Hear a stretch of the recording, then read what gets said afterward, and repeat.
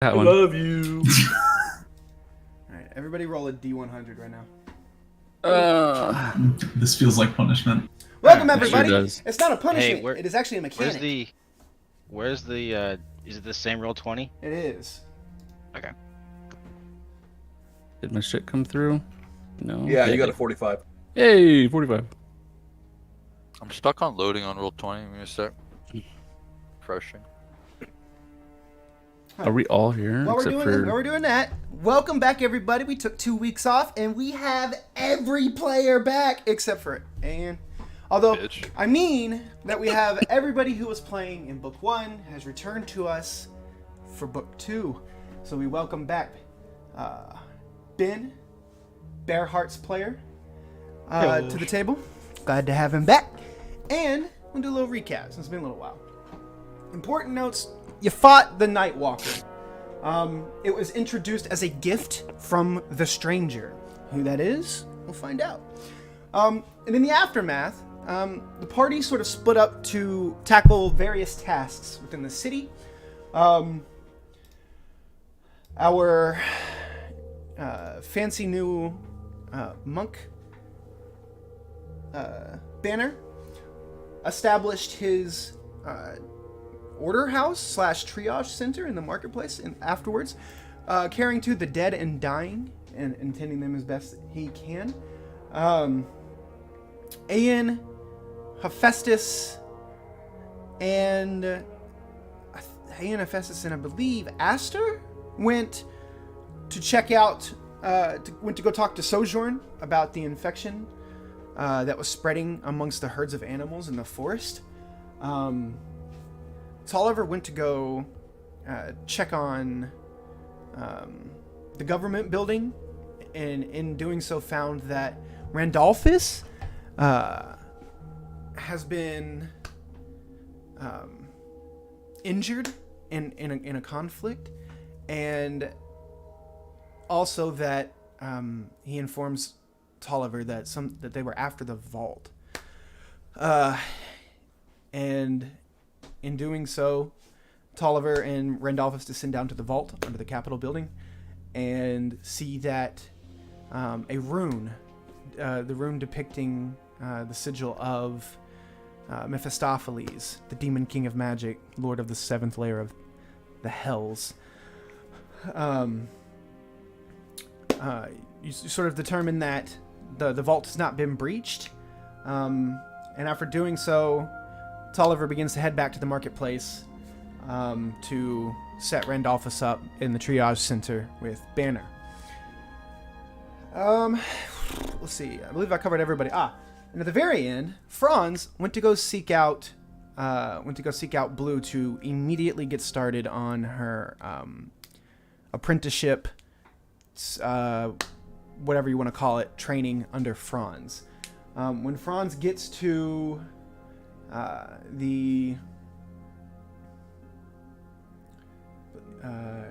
gets to the college building. Upon entering the college on the ground floor and proceeding into a hallway that he knows leads up to the second floor of the college, where some of the rooms are, he encounters what is referred to infamously within the city now, the Shrieking Ice Demon.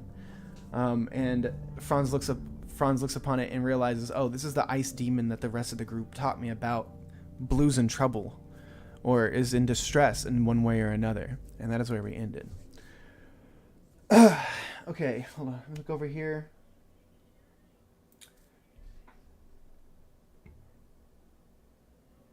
All right.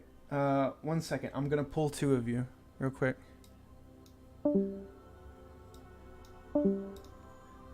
Okay. You're not to say anything.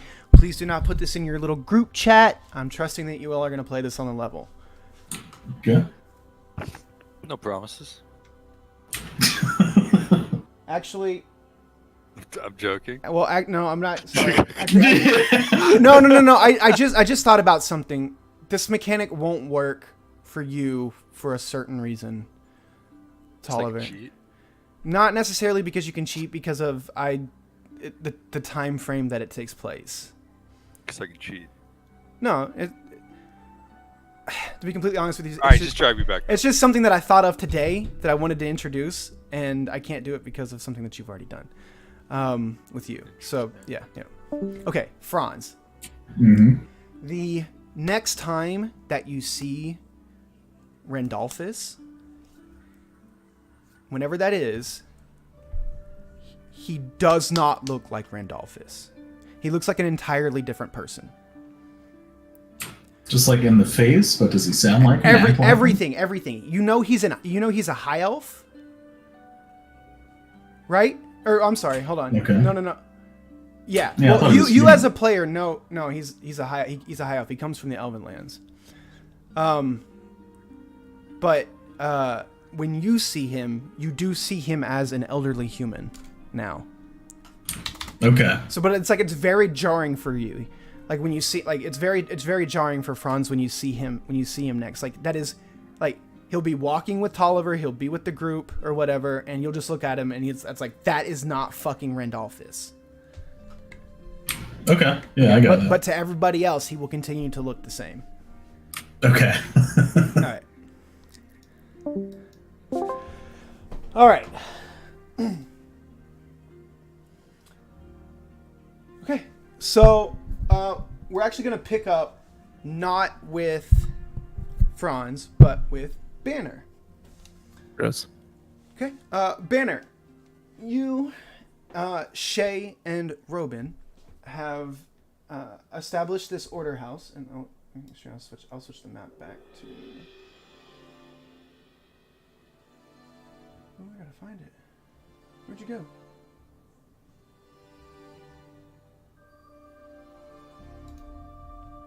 That's not it.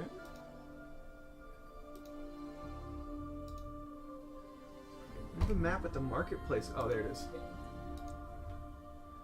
Sorry. Unorganized DM is unorganized. Okay. So we can remove everybody off of the map. You unorganized? No. Yeah, right? It's not like I'm just flying by the seat of my fucking pants the entire time. I thought you were super intelligent. I don't. Which Yeah. is it? I don't know. Okay. So you established the order house. I need you to make a general perception check.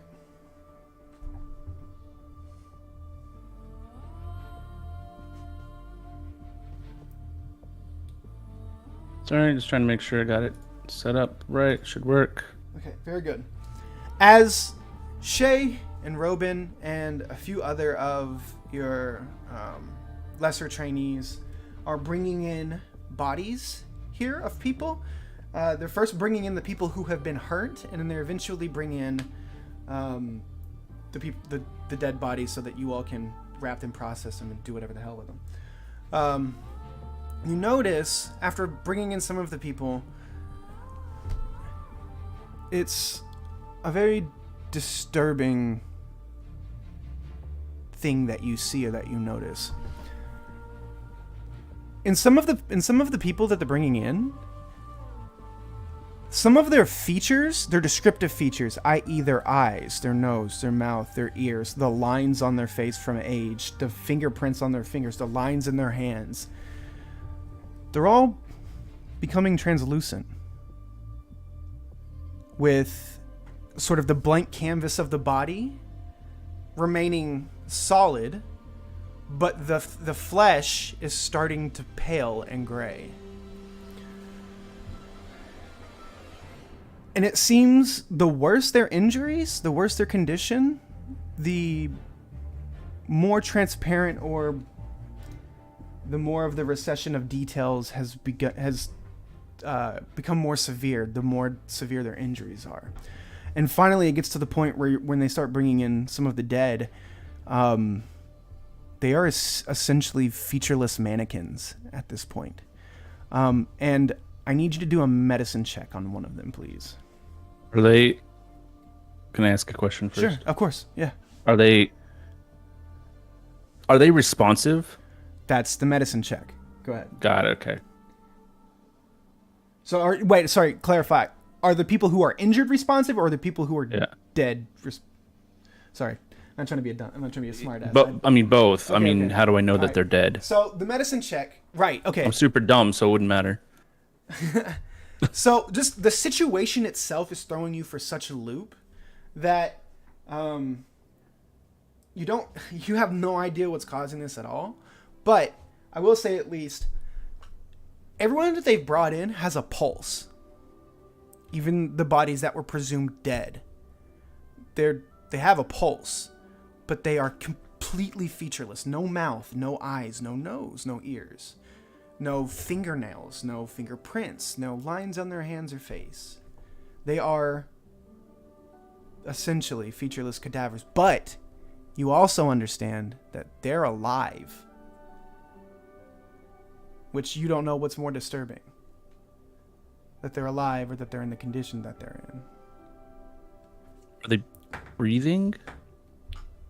How could they be? They have no mouth, no nose.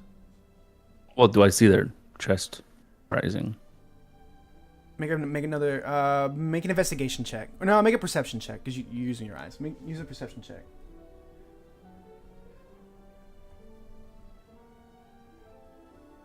Okay. For the completely featureless, you do not discern any rising or falling of their chest. But they have a pulse. But they have a pulse. Are they warm or cold? They are yeah, you have tactile sensation. I don't know why you wouldn't. You're magical. Well, I could just ask one of my apprentices. Sure, you could do that too. I'm just trying, like, you've got cold robot hands. I'm trying to figure, you know what I mean? Like, I was trying to parse out whether you could determine Yeah. whether something has. So, like, you ask Robin, he goes, "Oi, they're sort of cold, master." Oh, this one's What- here a little bit warmer, but not dead. Lord, what could do something like this? Taking their eyes, their nose, their mouth? They take me other arm, I'm in trouble. Well, the fact that they're still alive, with a pulse, I assume breathing, with no way of breathing. This seems to be some dark magic at work. Shay speaks up and goes, "Master, we recovered these bodies specifically from around the contact area of the entity that you all were fighting. Specifically, these were the people who were located right next to the entity when it entered. The aura, we thought it sucked the life out of them. And she just, like, she shivers in place and goes, "Oh, I don't know what's worse. This seems like a special kind of hell." Is there a discernible difference between the two groups? In what way? What do you mean? Like, what kind of So difference? there's ones that we know are alive, like they look alive, and then there's ones that look dead. They're all alive, Right. but is there Okay, a discernible? So, the only difference is the severity of their injuries. The people who were hurt less, like minor scrapes and bruises, for whatever reason, like they seem to, like, it's subtle, but you see the lightening and the shading of their features sort of kind of almost whitewashing them. And then, like, the worse it goes on, then you see people who, like, some people like some of the more severe injuries that aren't fatal or haven't been fatal. They're like, you see, like, they're missing, like, a mouth and a nose, but they've got their ears and their eyes. You like, those are the differences. Like, depending on how severe the injury is how far into the condition of this whatever's going on. Mm-hmm. That's Okay. Yeah, that's really the only differences. It's a mix of races here. You know, you guys have taken in refugees from all over the world. You've got humans, tieflings, gnomes, you know, so on and so forth in here. Everyone seems to be affected equally. Well, equal, you know, race-wise equally. Equal opportunist here. Over time, after you all have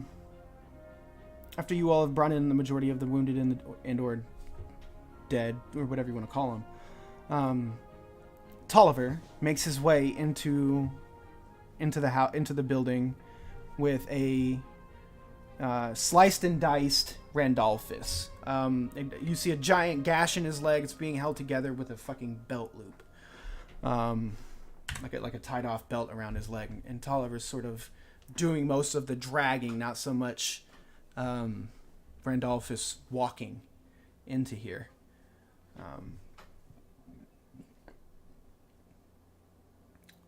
What would you Banner? like to do? Yeah. There you go.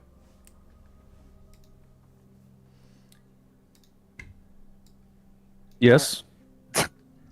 You see, he's like very intent. He doesn't even like move his eyes from the bodies that he's looking at, and he just the delayed response. I need you or one of your healers. I can't do anything for this guy, and his leg is fucked. Yeah, let me see what I can do. Before I go, I would tell Shay, Robin, keep these people here separate from the rest of our patients, no one in or out. And then I would go. What help is Tolliver. the I don't know how to say this. Like, how do they address you when they leave? Like, did you teach them to bow when you leave, or what sort of you get what I'm you get what I'm saying? No, Like, nothing so formal. okay. Just like a nod is probably fine. I guess would be like a thing over. Like I've known these guys for a little while now, so respectful nod would probably be They just give good. and they say we give you the affirmative master and so forth. Yeah. Okay. Tolliver and Banner, you guys help Randolphus make his way over to a table and get him up onto the table. Take a look at his leg. What would you all like to do? What happened? The government building was attacked while we were preoccupied with the earlier fight. Randolphus tried to keep them out of the vaults, or at least delay them, but they kind of just diced him up, and the vault seems to be fine. We checked before we came here, but I can't heal anything. So I mean, please, he's got a chunk missing there. Needs help. If you'd like, Banner, go ahead and make just a general medicine check. Sure. Maybe I won't roll a 1 this time. Okay. Slightly better. Okay. Very straightforward. Dude took a blade to the leg. It has carved a large chunk of flesh out of his leg. With a check like that, you find that it didn't sever any of the main arteries or anything in his leg. However, the muscle here is very damaged, and upon further inspection, the wound actually is misting a little bit, and you see on the inside patches of Everfrost along the laceration are beginning to like melt away just by his body heat, and they're giving off a faint like steam or mist when it melts away. The makeshift tourniquet that is the belt has stemmed the bleeding but not stopped it. He is still technically bleeding out. Well, you get what I'm saying. He's still bleeding pretty profusely. How would you like to go about addressing the situation?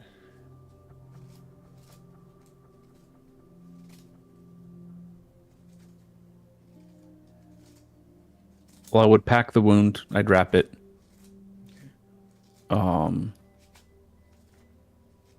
Is he conscious or he's not conscious? He's with your check, he's about to go into shock. But okay, so he's He's pale and sort of shaking a little bit. so still moving under his own power. Well, his eyes are still open. Yeah. And he's Okay. at this point he looks pale, he looks bad. Okay. Yeah, I mean, so you go ahead and make a survival check for me, please. Okay, good enough.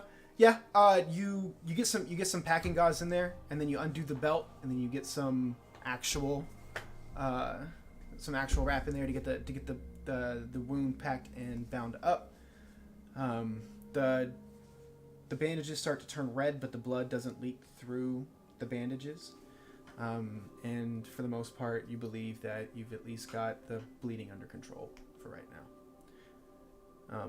What to do about the giant laceration in his leg, we'll have to see what you come up with.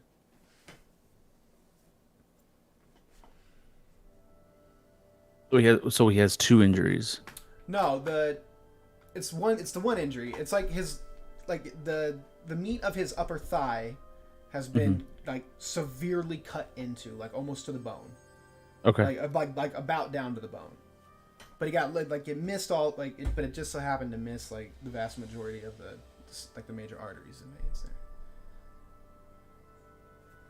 Okay. It's actually an incredibly, like, you notice. I have this to you with your medicine check and survival check. This cut, it's actually kind of uncanny how this deep of a cut and this severe of a cut miss a major, like you figured that, like, with a cut like this, why didn't it just go all the way through, or at least, like, you know what I mean? You get what I'm saying? Like, why isn't it more severe? This cut, this slice in his leg was like very point on.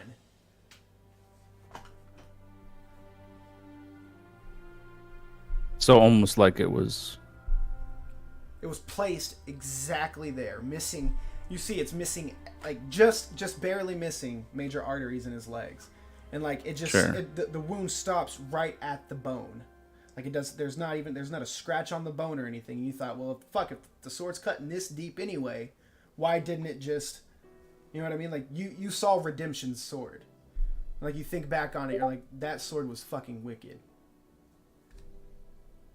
So, point of order, I wasn't there for most of that fight.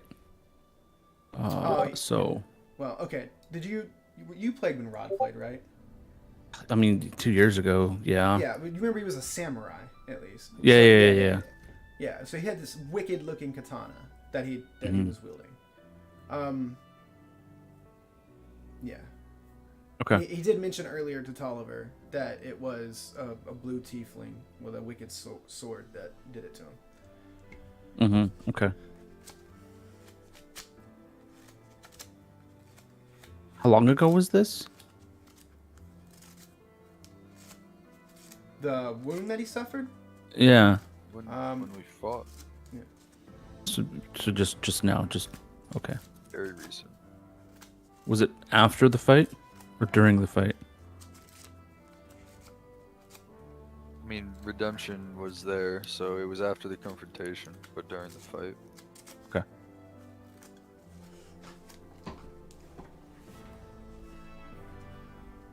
Yeah, I mean, I would just. I mean, is it like really bad? Are we gonna need to like get Hephaestus or something? Like, do we need magical healing, or is he gonna be fine?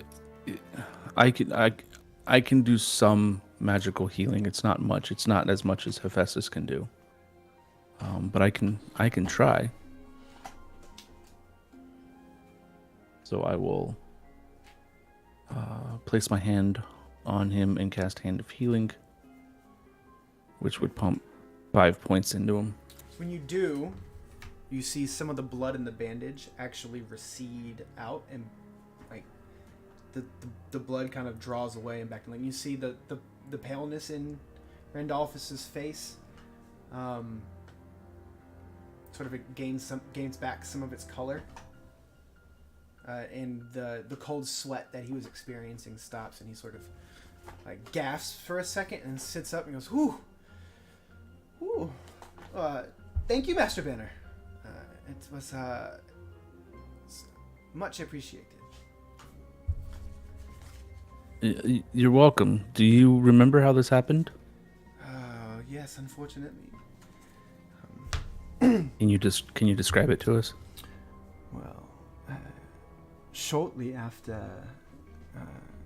the stewards and I had our weekly meeting, the Master Harlequin, Lord Franz, was summoned by one of his people within his network to the market square. I'm assuming you were here to partake in whatever went down there. Sometime after, however, when the stewards left, a blue-skinned tiefling with curling ram horns and a very long and slender blade actually came through one of the mirrors in the conference room. It was the wildest thing. And he began to ask me how or where the keys were to the vault that resides under the Capitol building. Of course, I initially refused, to which I paid a steep price for. As he began to freeze me, and I apologize. And you see, he looks very ashamed and very embarrassed when he says this, and he goes, I wasn't able to resist some of his more persuasive means of interrogation, and I informed him that the 3 stewards are the only people who carried the keys to the vault. To which he scoffed, did a little chuckle, and then proceeded to walk back through one of the mirrored windows. It was the wildest thing. I managed to drag myself back to my quarters, to where I keep my network stone, and I was in the process of contacting Master Harlequin when Lord Tolliver came in and unceremoniously drug me down to the vault and then to here. To which I am ever so grateful for, Lord Tolliver. And he bows. He does he sits up to bow forward. You don't need to do that. Yeah, I'm gonna help him back down to the table. I don't know what bed. I don't know where we are. Before you go, Randolphus, did he ask you anything specific about the vault, or just to get in the vault? No, just how to get in, my lord. That's all. No idea what he was looking for? Unfortunately, no, but we do know of the vast, many mysterious things that reside within the vault. Of course, yeah. It could be any Just number was of wondering things. if there was something specific. Either way, rest up, Randolphus. Yes, thank you, my lord. I will see you bright and early in the morning tomorrow. And he sort of just falls back on the table and immediately passes out asleep. Yeah, maybe or the afternoon. It's okay.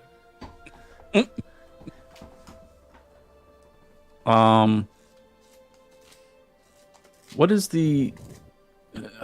I just arrived, Tolliver, but what is the general feeling of the people in town? I see there's not many, but he called you my lord, which you being you. What about the rest of us? Well, what specifically are you asking? Sorry, how do the What is townspeople react to us? What is our status within the town? Well, myself, Hephaestus, and Aeon are the official 3 rulers of the town. That's why he uses the title. He's a very proper person. Sure. Obviously. I mean, the entire, you included, our entire party is known throughout the city. We're the ones who saved it, of course. And everyone here is a refugee, is something to keep in mind, too. The people here, this is safe haven, so they're not exactly arriving in the best moods. But if we can offer them the help, then, their attitude toward us is probably going to be pretty good. For you specifically, Banner, as modest of a person as you are, the obvious whispering around you and in front of you when you're walking around, especially in some of the rougher refugee camps within the city, a lot of the parents of the kids, like some of the single parents, especially the ones who have a lot of kids and struggle with them, those have been a lot of your initial trainees, or the teenage kids who have been kind of rough and rough and don't have a lot going for themselves. you're seen and you're known amongst the people as someone who will take someone who has fallen on hard times and train them Look to at be you. and train them to be somebody like that contributes and does good. So you're sort of held in that reverence. The Mother Teresa. You start the Boys and Girls Club. So there is and you're known, and it's known that there's the Master Harlequin, and you're the master of the order. God, I can't remember off the top of my head what you called it. Order of the Climbing Serpent? Yeah. Yeah. Like it's a very well known order, and it's one of those things where like you got young kids, like they know that when they right before they're going to become of the age of when you'll start to take them on as pupils. Like it's one of those things like when that birthday hits, like the kids are like celebrating and shit that they get to apply to be a part of your order. Because they want to be cool fighters who also save people. You know what I mean? It's like that kind of thing. Mars? Yeah. Okay. Yeah. Okay. So what would you all like to do? Or Did can you- continue the conversation if you want? Sorry. Now, man, I'm not sure if this is overstepping my bounds, and maybe I'm just a little mistrustful after everything that's happened, but do you find it weird that they just left Randolphus alive after everything else they did? No, I think it was a message. I mean, we have, and I won't keep you because there's people that are dead, there's people that are gravely wounded, and I mean, Rodolphus was seemingly defenseless. They could have taken his whole leg, they could have taken his life. Whoever this redemption is was sending a message that he can do whatever he wants. He can choose to kill Randolphus or spare him. He can choose where his blade goes as easily as he can choose the course of our lives. He's mistaken, of course, but he believes this to be true. I guess that's an interesting way to look at it. I didn't think of that. That is, of course, just my interpretation, but to not kill Randolphus is, I think it's a message to us, and who else would tell the message if he killed him? That's true. I guess maybe with everything that happened, I'm just having trouble trusting so many newcomers so quickly. Although Randolphus, I don't think he necessarily deserves that. He's been nothing but faithful. Sure.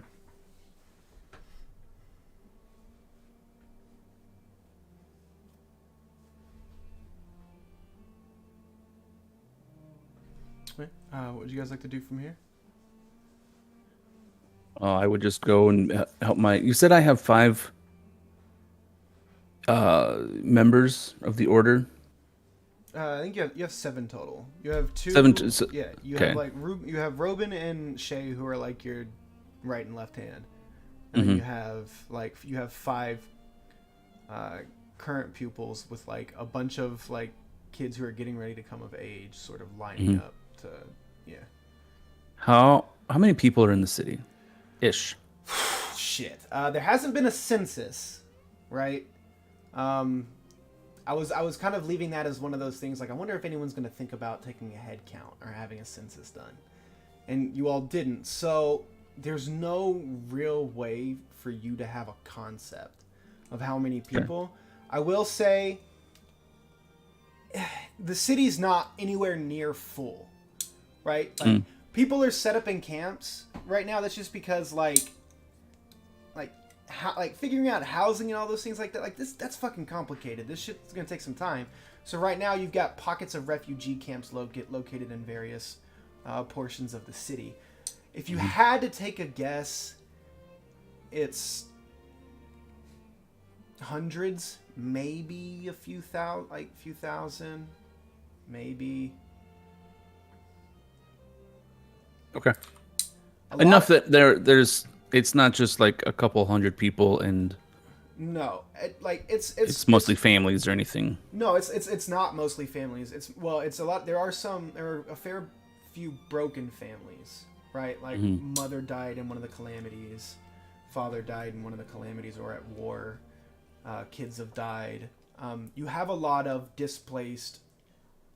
Like the vast majority of the population here, you have noticed is like late teens to say early 30s. That's the vast majority of the refugee population here.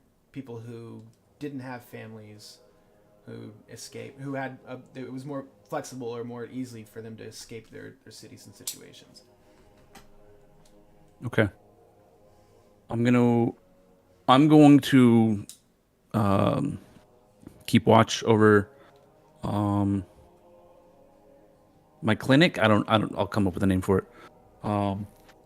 And I'm gonna tell Shay and Robin to go out to the refugee camps and find anyone who seems to be helping or doing things to better the lives of those around them, and organize them into a cleaning crew to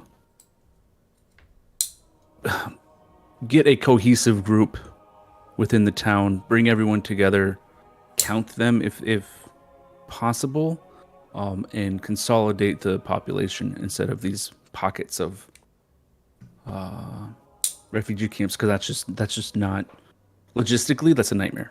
So if we can consolidate them somehow, just for better care, right? We can start doing checkups once we've done that and make sure that everyone is healthy, because if things really go downhill, it's going to be all hands on deck. Okay, so that's actually a pretty extensive undertaking. I love the idea. We're actually gonna do some roles for that, but I'm gonna transfer that over to the Discord channel as part of your Order of the Climbing Serpent. Yeah. No, yeah. I mean, that's not a tonight. That's like a Right. in general over the next week type thing. For sure. So basically, what we're getting, he's, God, here comes the government. How many kids do you have? But I understand the various and like things like crime and stuff like that. You do sort of like these certain pockets, and it also creates like cliques and things like that. So like logistically, it would be healthier for the city to consolidate their refugee population. You also have refugees that don't like being in the city and have taken up roots in camps in like the farmland around the city, but they've also like started working the land as well. Like they're not freeloading. You know what I mean?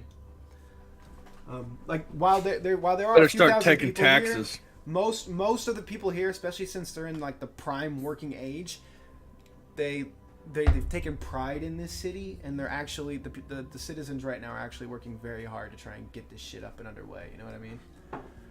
So like right now the population is motivated. Right. Yeah, but yeah, we'll get working on that. Go ahead in the Discord for me right now, actually. You want me to put all that? Yeah. Yes, please. Yeah. All right, Tolliver, what would you like to do? Thank you. Oh, you want me to try it? Okay. I'm sorry, what did you say? No more tequila? Thank you. Sorry. We're making margs. What would you like to do? As like, Banner sort of parts way with you and goes back to sort of start coordinating this little venture. What would you like to do?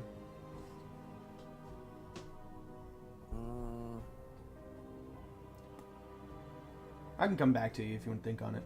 Yeah, please do. Okay. Let's go with. All right, someone remind me. I can't remember. Aster, and Hephaestus. You all went and talked to Sojourn, and then she told you that the herds originally started getting sick when they started grazing a little bit farther west. I remember asking you all, so do you all want to head west? And I think you all said no, but I can't remember what you all said you wanted to do. No, we started heading west because the other one that was with us, and I can't think of his Ian was like, we just might as well take care of it now. Okay, so he's not here, but we're gonna go ahead and handle your all's thing. So as you all begin heading west into the forest, you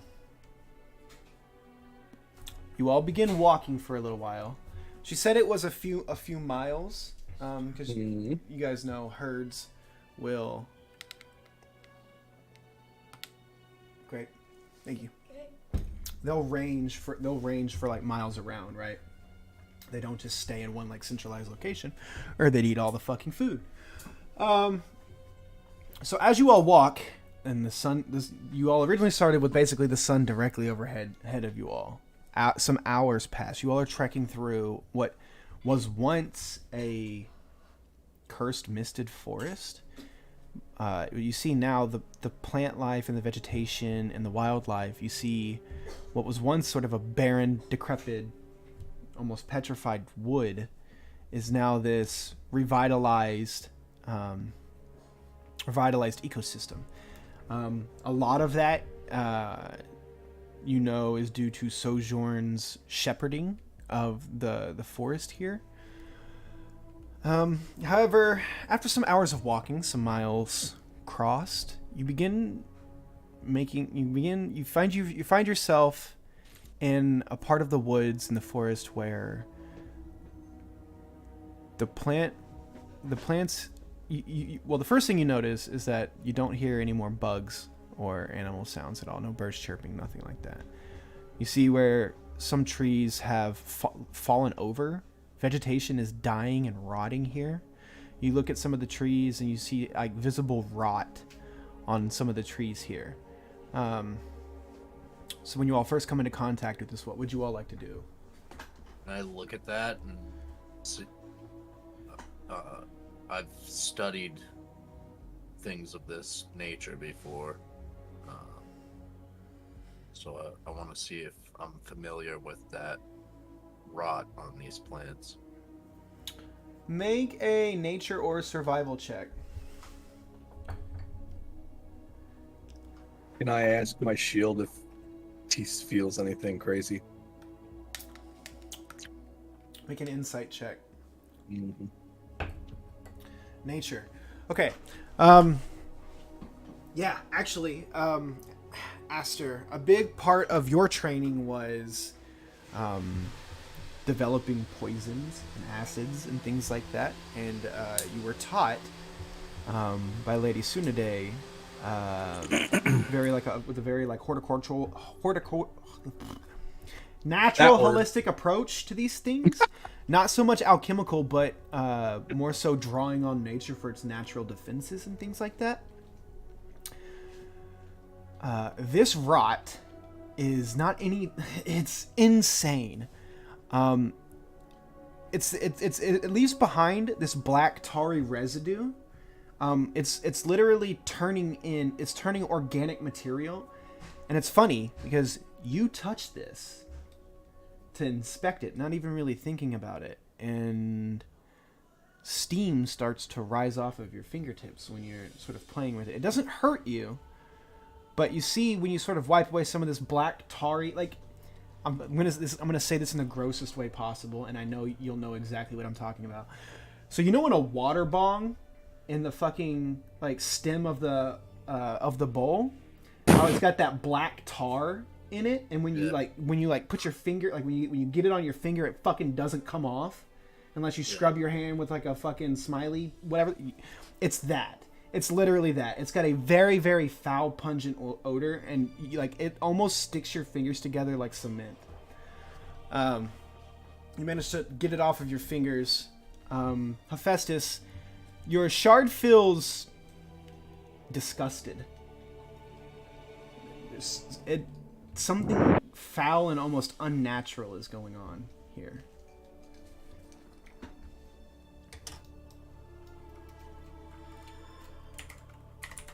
Does it look like it's like there's a central starting point to this? Is it? So you all have just come you all are just kind of come to the perimeter of this. Like you've gotten like you're seeing the first instances of this stuff in the woods. Right, but does it look like there's like a path or a pattern per se? Make a survival check. I help him with that. Sure. I have expertise in survival if you want me to roll for it. Yeah, let's go ahead. So with advantage. Yeah.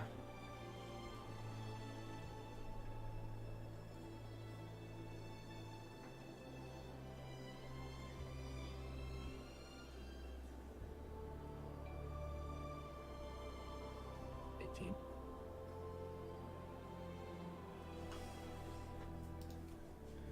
18.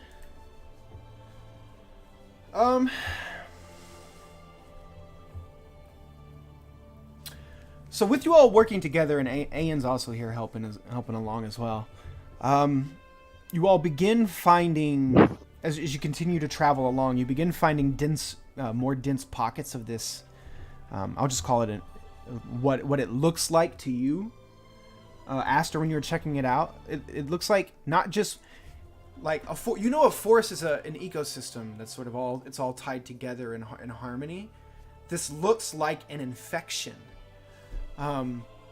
Something has poisoned the woods here.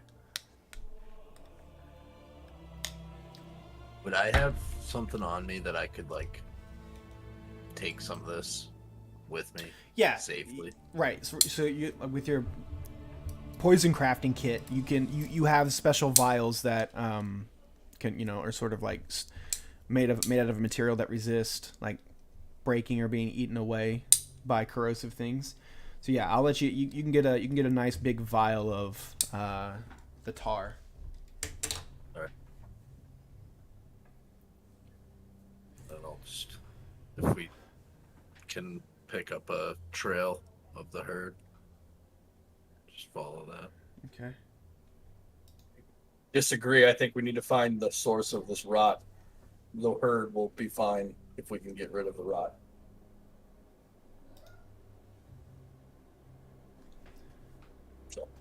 Okay. So you guys are going to continue to look for the source of the rot? Yeah, is there like a... Does it seem... I guess this is like a weird question, but does it seem like the rot gets worse in any sort of direction? Yes, straight west from the city. As you all continue, you realize that that's the path you're continuing on as you all go down here.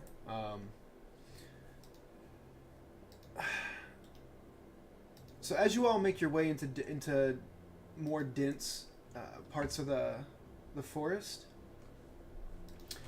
you come upon an area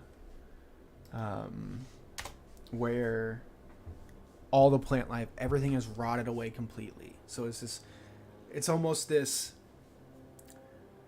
you come just to the brink of it. You think it's a clearing at first, and actually I need both of you to make a perception check, please.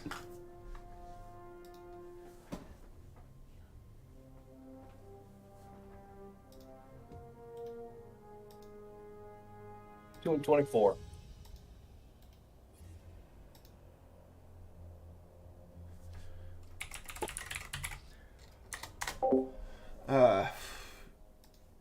Okay. Yeah. You both manage to stop, and you both shoot your hand out and catch Aim right before he steps into what looks like a pond-sized puddle of the black tar residing in the middle of the woods, here. Around the perimeter of this pond of tar, you see the dead and decaying plant life and everything, and everything around you just looks dull and gray and black. Oh yeah, sorry, nope, didn't know. I'm an idiot. So what was the last thing you guys heard from me? Sorry. You asked us for a perception check. Okay. And All right. Yeah. So you all managed to stop, and you catch Ayan right before he steps into a small like reservoir, like small pond sized puddle of the black tar. You surmise that all of the organic life concentrated in this circle has been consumed by this infection, and it has just turned the ground into a puddle of the black tar. Ringing the perimeter of this pond, you see the plant life has almost died away completely as well. What's weird is in the very center of this pond of tar is a stone cave structure, like the opening of a cave mouth, that is, when you look into it, is so dark that you can't, your dark vision doesn't even really look into it. Like, it's just dark. And it's just sitting in the middle of this pond of tar. It seemed like it's magical darkness. Make an Arcana check.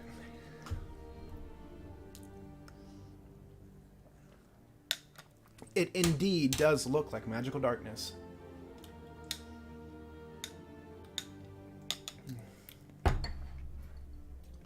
What would you all like to do? I am going to. Well, Ayan goes, well, I think we found the source of it, guys.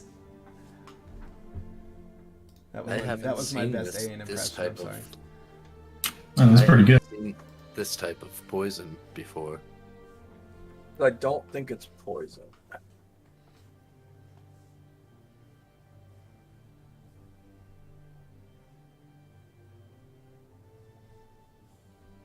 I am going to cast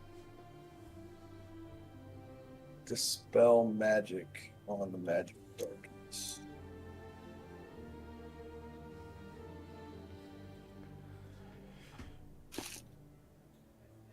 Okay, roll a d20 and add your spellcasting modifier for me.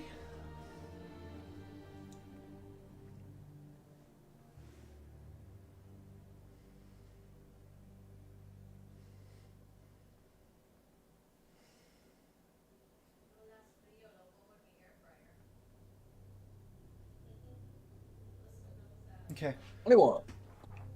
Yeah, so your Dispel Magic hits the perimeter of the magical darkness within the cave mouth, and you see it begin to warble, and then it just sort of shatters and breaks away. From inside the depths of the cave, you hear a horrendous, almost bone-chilling shrieking coming from the depths of the cave. I don't know if you guys heard that. I don't know if my mic picked that up or not, but It kind of did. okay. It kind of did. Yeah, I think, so I got I got one of pitch those. there that it couldn't fucking deal with. Yeah. I have one of the comms pieces, right? You have one of the what? One of the communication relays. I'm assuming everyone in the party has a network stone. What's the range on those? Worldwide. Okay, good. I'm immediately going to get on the Tolliver. Yeah. I need you to grab everybody, drop what you're doing, and get your ass. I'm sorry, hold on. That's not how that works. Each one of the network stones only communicates with Franz's stone. Okay, Franzi. All right, pause and screen wipe. Fuck. All right. Franz, you are currently in all four walls. Oh, sorry, all like the ceiling, the two walls around you, and the floor is covered in Everfrost. And you are staring down the visage of this shrieking ice demon. As this thing sort of, it's up on the wall and it's in the corner, so it's like upside down looking at you, and it's just slowly, like very much Ridley Scott's Alien, sort of prowling, like slowly inching its way across the ceiling at you while it's like shrieking at you. And while it's shrieking at you, you hear in your ear, Franz! Then you hear Hephaestus yelling at you. We're back. Hephaestus, I will be right back with you. I need you to roll initiative.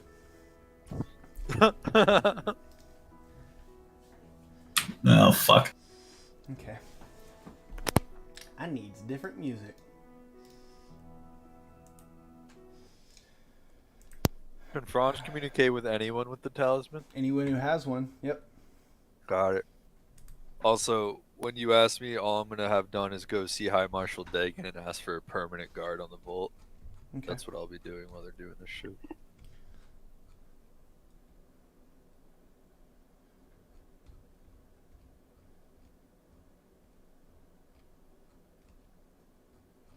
Sorry, 1 second.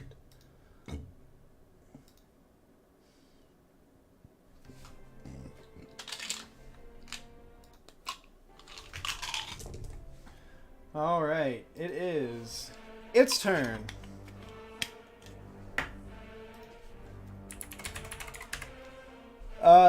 It is gonna let out a horrendous shriek that almost sounds like glass being cut in your ears. I need you to make a wisdom saving throw, please. Wonderful. You're stunned. As this thing darts across the ceiling at you. Is going to take 2 swipes at you.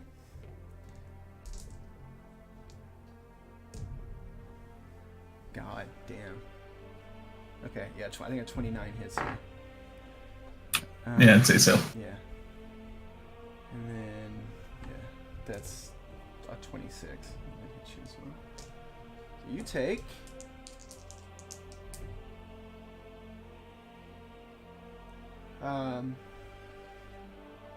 16 points of frost damage and 15 points of frost damage.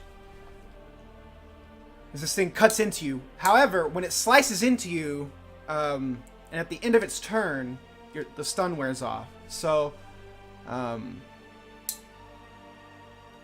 it comes to your round, and you come to. What would you like to do? Do I see blue in the room? So you're actually in a corridor, like you're in a hallway. Still in the hallway. Okay. Right, yeah. So you know behind you is. Here, hold on.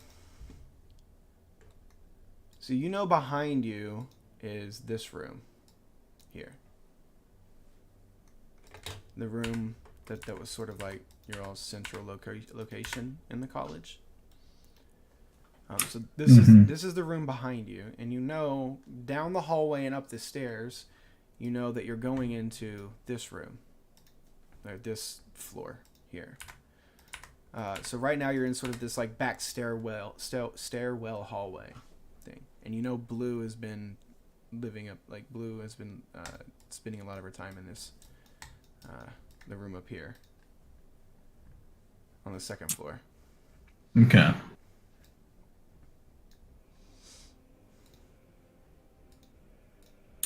Alright, so bonus action, I'm going to wake up Abisu.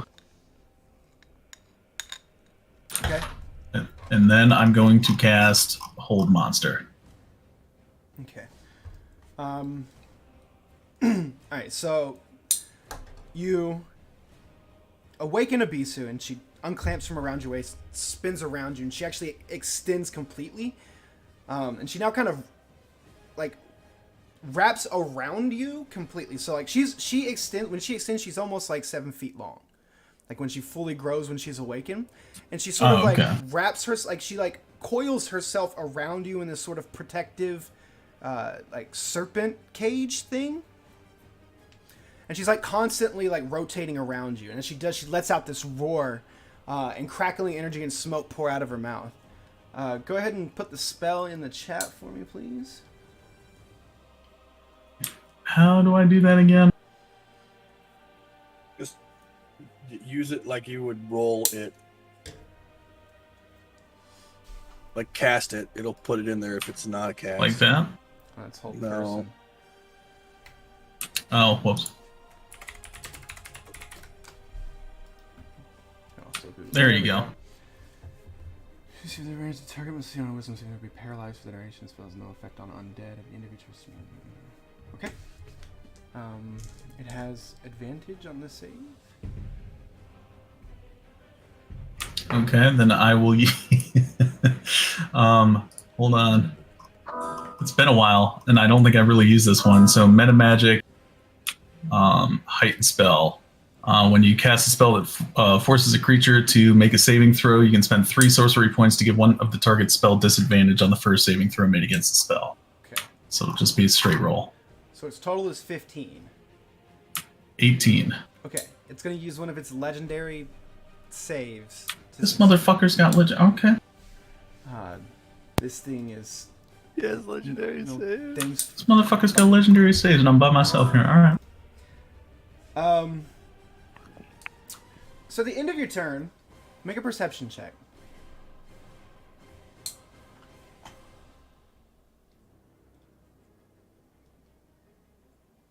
Okay.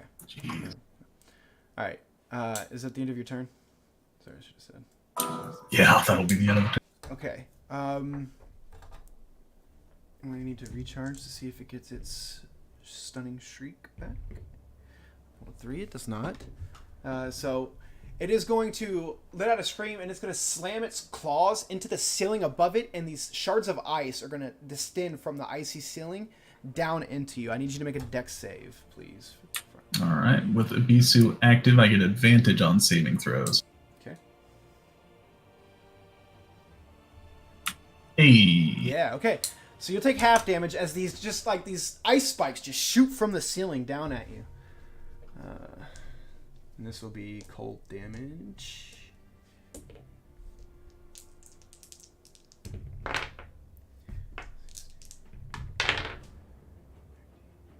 So you take half of 29, which is 14. 14. And then it is going to make a bite attack at you. And I rolled a natural 2, so it doesn't hit. Okay. It's your turn. All right. I am going to summon Draconic Spirit. Okay. I have never... This is a new spell! Yes, it is.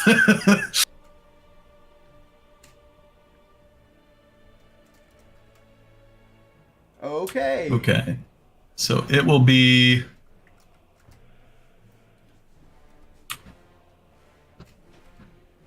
What the fuck is this spell? It's kind of crazy. Yeah, There's a lot okay, to like, it. what? This is from Fizzbins, isn't it? Yeah. My god. Yeah, this is definitely going to be a chromatic dragon. Okay. Damage resistant. Yeah, so acid, cold, fire, lightning, and poison. Okay. So, what? Okay. Alright. So, Ibisu comes, like, spins from around you and then just stands in front of you. These, a leg extends from one side, another leg extends from the other. Ibisu grows to about 10 feet in size. She takes up almost the entirety of the hallway now. She pushes you back with her tail as she grows to full size. And as she comes forth, wings sort of like coming out, but not unfurling because there's not enough room in this hallway here. It sort of breaks the windows on the side when she comes to full size. This rainbow of chromatic energy sort of spirals around her. She lets out this giant roar. You can control the dragon. Alright. So I just threw... Oh, wait. No, that just did straight damage. Hang on. That's so good. Still trying to figure this out. So it has a multi-attack, or it can use a breath weapon. Yeah, so... doesn't that mean it can do both?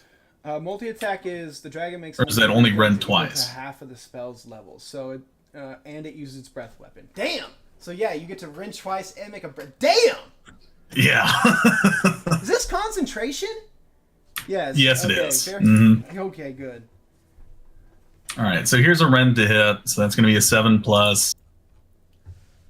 Modify 4, 11 to hit. No, it does not hit, fortunately. Yeah, so that'll miss twice, but then breath weapon here. Okay. And what is the damage type? chromatic, so I can choose any of those ones. Is that how that works? No. Usually, you yeah. choose, you choose what type of chromatic. So for the breath weapon, it says the dragon expels destructive energy at 30-foot cone. Each creature in that area makes a dexterity saving throw against your spell save DC. A creature takes 2d6 damage of a type this dragon has resistance to. Your choice on a failed save. So. Well, fuck it. I'll just go fire that. Okay. Yeah, there you go. Oh, so it is. Oh, so it's any chromatic. Oh, okay. Chromatic, like you say, chromatic and metallic. It has those resistances, and you can use any one of those damage types. Mm-hmm. Okay. God damn, this thing is good. All right. Yeah. Okay. So that damage does extra.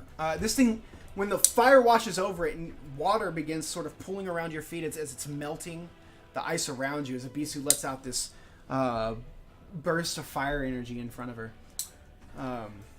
Yeah, thing got hurt. Was that your turn? Yes, that will be my turn. At the end of your turn, make a perception check.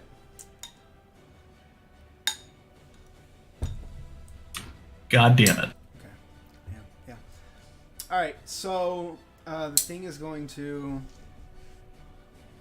Oh, I rolled a 6. They got it. So it's going to use its piercing shriek, the stunning shriek at the at Ibisu. So go ahead and roll a wisdom saving throw for the draconic spirit. 4. Okay, yeah, Ibisu is stunned. So Okay. this thing is actually going to crawl past Ibisu. And by doing so, it like dives into the ice on the ceiling and like dives into it like it's going underwater, and then appears back on the other side of Ibisu behind you. And it is going to make some attacks at you. It's a natural 1, so it doesn't matter. Can we roll a bit better, please? Yeah, that's a 26 to hit. Mm-hmm. The second attack. You got lucky. It does 8 points of damage. I need you to roll a Constitution saving throw. Maintain concentration on the Draconic Spirit.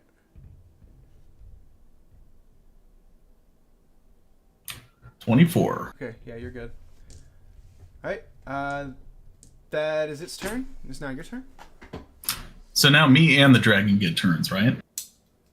Yes. Okay.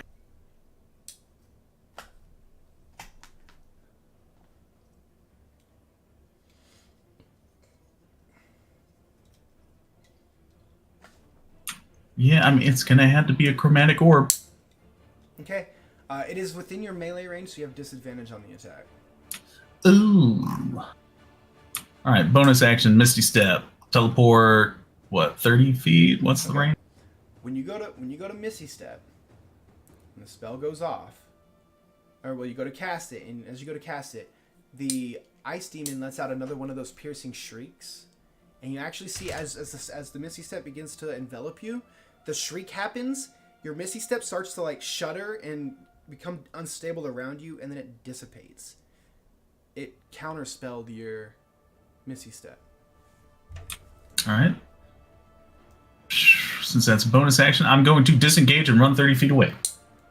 Okay, you're running just in the opposite direction of it. Yep, I gotta get the fuck out of here. You make it to the end of the hallway to the staircase. Okay. Alright, so it is now Ibisu's turn. All right, so she's going to rend twice. 20 to hit. That hits. So that's 7 damage. Mm-hmm. And 7, so that misses. And then, can I do the breath weapon again? Yeah, it doesn't say you can't. Yeah, I think so. Okay. So yeah, give me well, I guess a spell save DC, so that'd be a 19, or excuse me, an 18. I rolled a 17. Dexterity saving throw. Rolled a 17. It fails. Ooh, very good. All right, so that's 6 more fire. Okay. At the end of your turn, Let's see. Ooh, it does get its. However, you see it dive into the ceiling once again. This time it doesn't come back out. And it's Okay. A few seconds go. So that's its turn. What would you like to do? I'm gonna run away.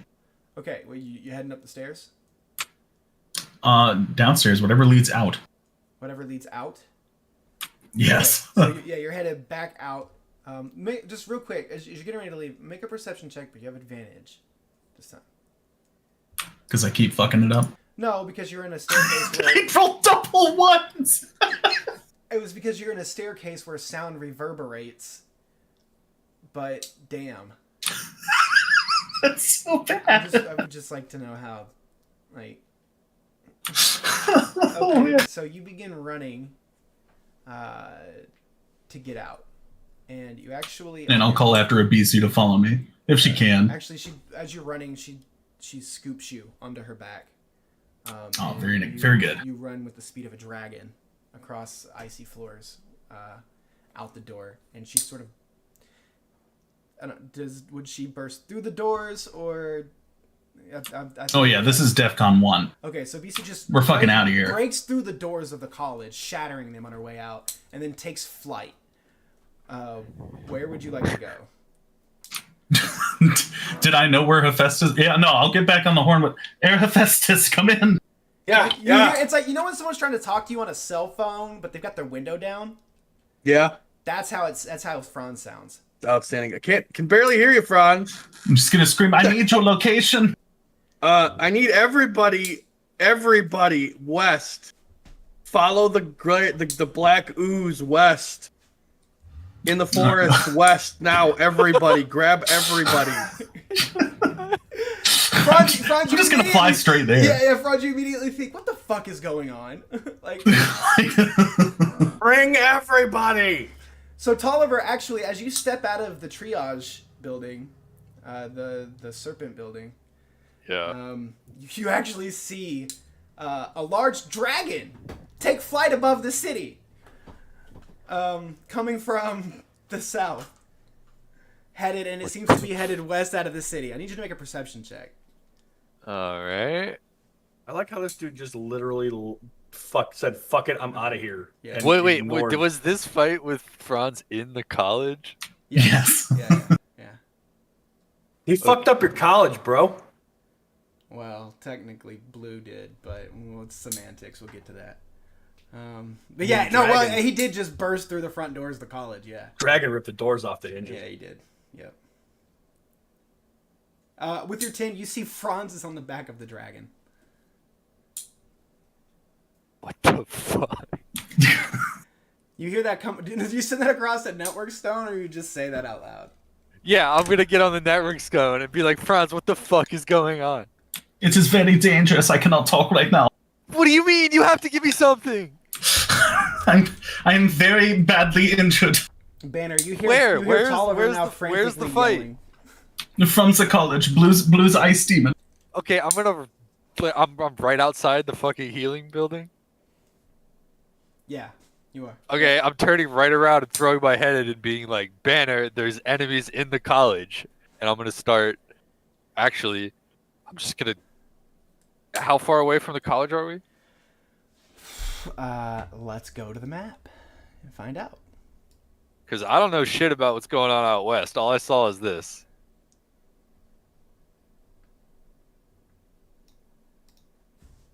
And I'm gonna tell Franz I'm grabbing Banner and we're gonna go. We're heading to the college. Be careful. Do not hurt it too bad. Are you coming back? Momentarily, yes. What do you mean? Don't hurt it too bad. Well, just be careful. We do not know the full situation. The fuck is going on? You're roughly 7,200 feet away from. Beautiful, beautiful. college. It's pretty far. So a mile's. It's a mile, bro. Yeah, that's over a mile away. Cool. Yeah, you all flew to the market with haste. Yeah. So, well, not like the spell haste, but you flew there. So yeah. yeah. Well, I don't know what Tolliver's mild time is. What do I got? I know. I don't. I don't. Can Tolliver run a mile? Yeah, you're an adventurer, so you could run a mile. I'll say you probably make an athletics check for me. I'm gonna grab Banner, and I'm gonna say, we have to go to the college. Like there's shit going down, like I said, and then I'm gonna run until I am 500 feet away, and then I'm gonna dimension door with Banner the rest of the way, like right outside the doorway. Okay. Just to make it go a little bit faster. Okay. All right. Screen. I'm sorry, you told me to roll what? Roll Or an you said what's my what? Well, I was gonna say roll an athletics check to see what your mile time was. I'm still running pretty far. I'll roll one. It's an 8. Okay. All right. So we're gonna. Oh, an 8. God, you suck. All right, your mile. And time's as like I'm running, I'm 15 gonna minutes. mage armor on myself. Okay. All right. So as you all are, you dimension door, and then you all are gonna start making your way. All right. We're gonna screen wipe. Okay. Let's see.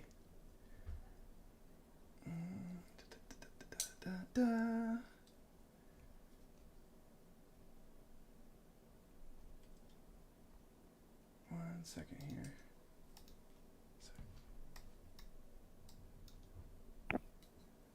Okay. All right.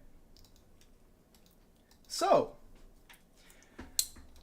Bucky, today's been a pretty crazy day, man. You made it to this city thinking you were gonna make a name for yourself because it's a burgeoning city. Not a lot of people here, just enough people to get your name out there, and maybe you could find some way to polish your routine here before you head back off to one of the bigger cities to really start touring around with your stuff. Unfortunately, it just so happens on this day you were in the wrong place in the wrong time, and as you were moving through the Fountain Square to head back to your place at one of the camps, the fountain fucking explodes. And by that I mean the water erupts from around the fountain, sweeping just about everybody in the general vicinity out and away from it. You get pushed and carried away in this icy cold water, and it actually almost like you feel it begin to like frost begin to like come over some of your joints, and sort of stiffens some of your muscles. But then the water sort of reaches its peters out of all of its momentum, and it sort of just carries you to a stop. As you sort of roll to the ground and stop, you start coughing up this icy cold water. You look up and you realize you're next to this 3-story building that you've heard some people refer to as the college, which is where one of the stewards usually resides.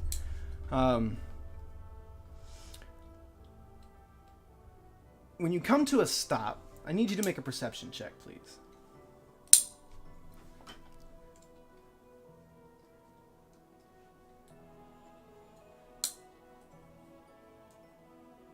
Okay. You hear what sounds like a small child screaming and crying. And then a few seconds go by and you hear an explosion go off inside of the building, and then another one. What would you like to do? Oh, well, hey, I'm about as nervous as a long-tailed cat in a room full of rocking chairs. Tell you what the hell's going on in this city right now? What the hell's going on? I get, you said there were some kids screaming? Yeah. In the building right next to you. Well, you can actually hear there's a window about 2 stories up that you see that is now broken, and sort of ice is sort of casing around the windowsill, but you can hear very distinctly with your large, pertinent ears. You can hear that's where the screaming is coming from. Well, you know what? That's all get out. I should go take a look at what's going on over there, even though, you know, I'm tired as hell. Tired as hell. This town is just shit. Let's go check it out. Let's go check it out. All right. So, how are you gonna make your way up there? Into the college? Yeah. Is it like there's like some stairs, right? Well, you could. Yeah, you go if you go inside. Yeah. Yeah. I'm gonna I'm just gonna hop up. I'm gonna hop. I'm going to leap and jump all the way up top of the stairs. All right. Make a acrobatics check for me. Okay. Okay. We're actually so you're outside the building actually, but you see that there are certain terraces on the outside of the building here that you can hop up to very easily, and you make your way up to the second floor of this building, and you're able to look into the window. When you look inside the window, you see a small blue tiefling girl who is sitting in the center of the room crying her eyes out, like screaming, crying to the point where you see veins popping up out of her neck. Actually, it's more of a, she's not like she's, what would it be, preteen now? Yeah, she's like a girl that's like 10-ish years old. And she's just sitting there screaming and crying. You see the whole room around her is just covered in ice with these little ice spikes that are sort of protruding out of the room. And there's this little ring of blue energy that's sort of spinning around her. What would you like to do? So am I like on the outer side of like a window? Yeah, you're just like essentially on like maybe like a window, like think of like a sky, or not like a skyscraper, but just like a ledge, just like a ledge of concrete on the outside of the window.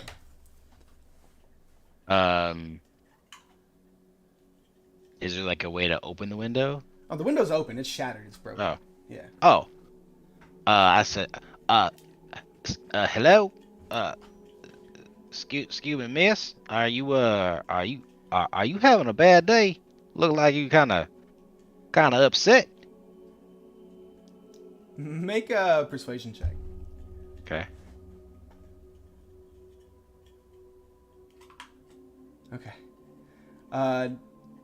You hear like a hiccup, and the crying sort of stops for a second, but then it sort of explodes out louder. As the crying becomes kind of worse, you actually feel like wind pressure sort of come through the window, but some of the ice has begun to start melting around you, and water is sort of pooling on the ground at your feet. Are you doing all this water and ice stuff? She's just still crying, not really responsive to your questions. Yeah, are you? Do I notice that she's alone? Make a perception check.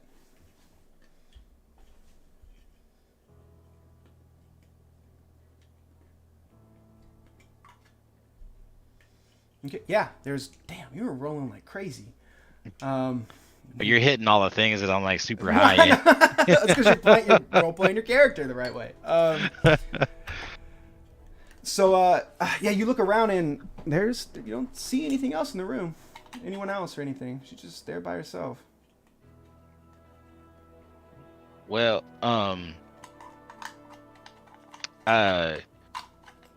she's just there by herself. Yep.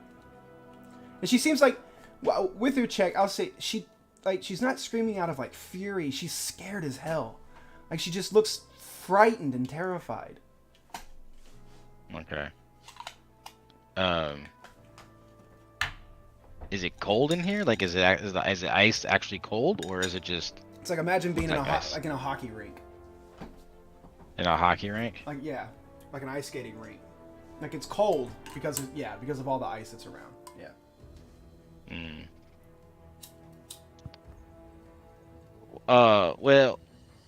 Well, man, I'm terribly sorry. I'm new around here, but I might be able to help you out if you like for me to help. I mean, it's I'll tell you what, it's so cold. I saw a politician with his hands in his pockets down the stairs a minute ago. Tell you what, it's so cold out here. Nope, I hate it. make a persuasion check. Terrible. Make a That's persuasion. terrible. I saw a politician with his hand in his pocket. God damn it! You see, the crying just stops. What the fuck? And you see Blue's head just turn towards the window. And then she just starts rolling in laughter on the ground around her feet. She's just cackling. All the ice around just begins to like crack and fall off the ceiling and break apart, and the ice is turning into water around. You like that, huh? Don't you? Ah, well, I'll tell you, a lot more where that come from, girl. Tell you what. Can you do something about this right here? I tell you what, it's about as cold as a frosted frog up in this room. Can you turn down the temperature just a little bit? She sort of wipes her eyes and she goes, "Cute bunny." Oh, I'm not cute, baby. I'm the bee's knees around my parts. She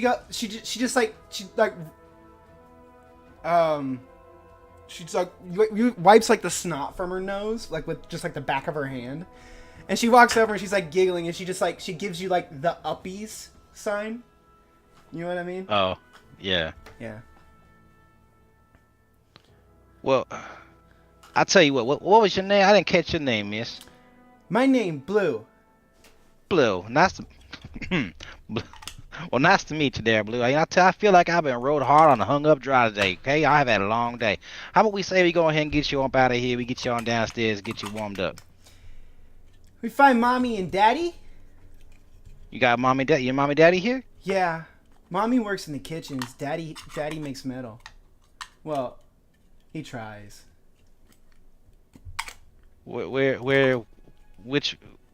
Where's your mommy's in the kitchen? Can I touch your ear? Well, that's gonna be a hefty price right there. These ears right here, these are magical ears.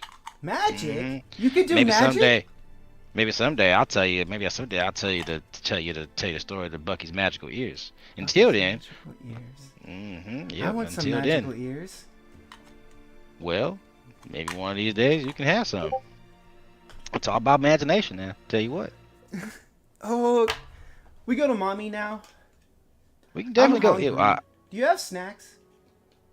I got some carrots. You like some carrots? Oh, Mommy tries to make me eat carrots. I don't like them. They're gross. You want long ears like me? Like Bucky, I'll tell you what, you gotta eat them carrots. My mama used to tell me, you want long ears, you gotta get some carrots. Make another persuasion check. She like looks at you and she looks at you with a little bit of disbelief, but then she goes, "Give me the carrot." Here you go. Yeah, well, I'll give you right here. This is a special carrot right here. This one I've been saving for a good special day. She takes it from you, and she like gnaws on it for a sec, and then she chomps into it, and then she just like reluctantly looks up at you and is just like regretfully chewing it. And you hear her mutter something about magical ears under her You breath. just keep on doing that now. You just keep on eating your vegetables, and you're gonna get some magical ears someday. Let's go on down to Mommy. Why don't you go ahead and lead the way? So you hop down Yeah. from the building, and you make your way around to the front. And as you do that, you see two figures running up the road from you, running up the road towards you. One of them looks like a robotic human, and the other one is another human man. Tolliver and Banner, as you all are running up to the college, you see this, what looks like a human-sized bunny rabbit with Blue in his arms, hopping down from the building and walking around to the front. And you all sort of arrive as Bucky, you and Blue sort of make your way around to the front of the building. Hey, put her down. Whoa. All right, I'll put it down. I'll put it down real quick, like. Don't. Uncle what'd you do- what'd you do Tolliver! Uncle What'd you do to Tolliver! Franz? Hi, Blue. Are you- Uncle Oh, Banner, this young- hi! She tries to like push herself up out of your arms like she wants to get down. Bucky, sorry. Oh, She's okay. like, put me down. Oh yeah. I put her down. Yeah, he puts her down and she like runs over to you guys and she like grabs onto your pant leg, Tolliver. Hi, Blue. What did you do to Franz?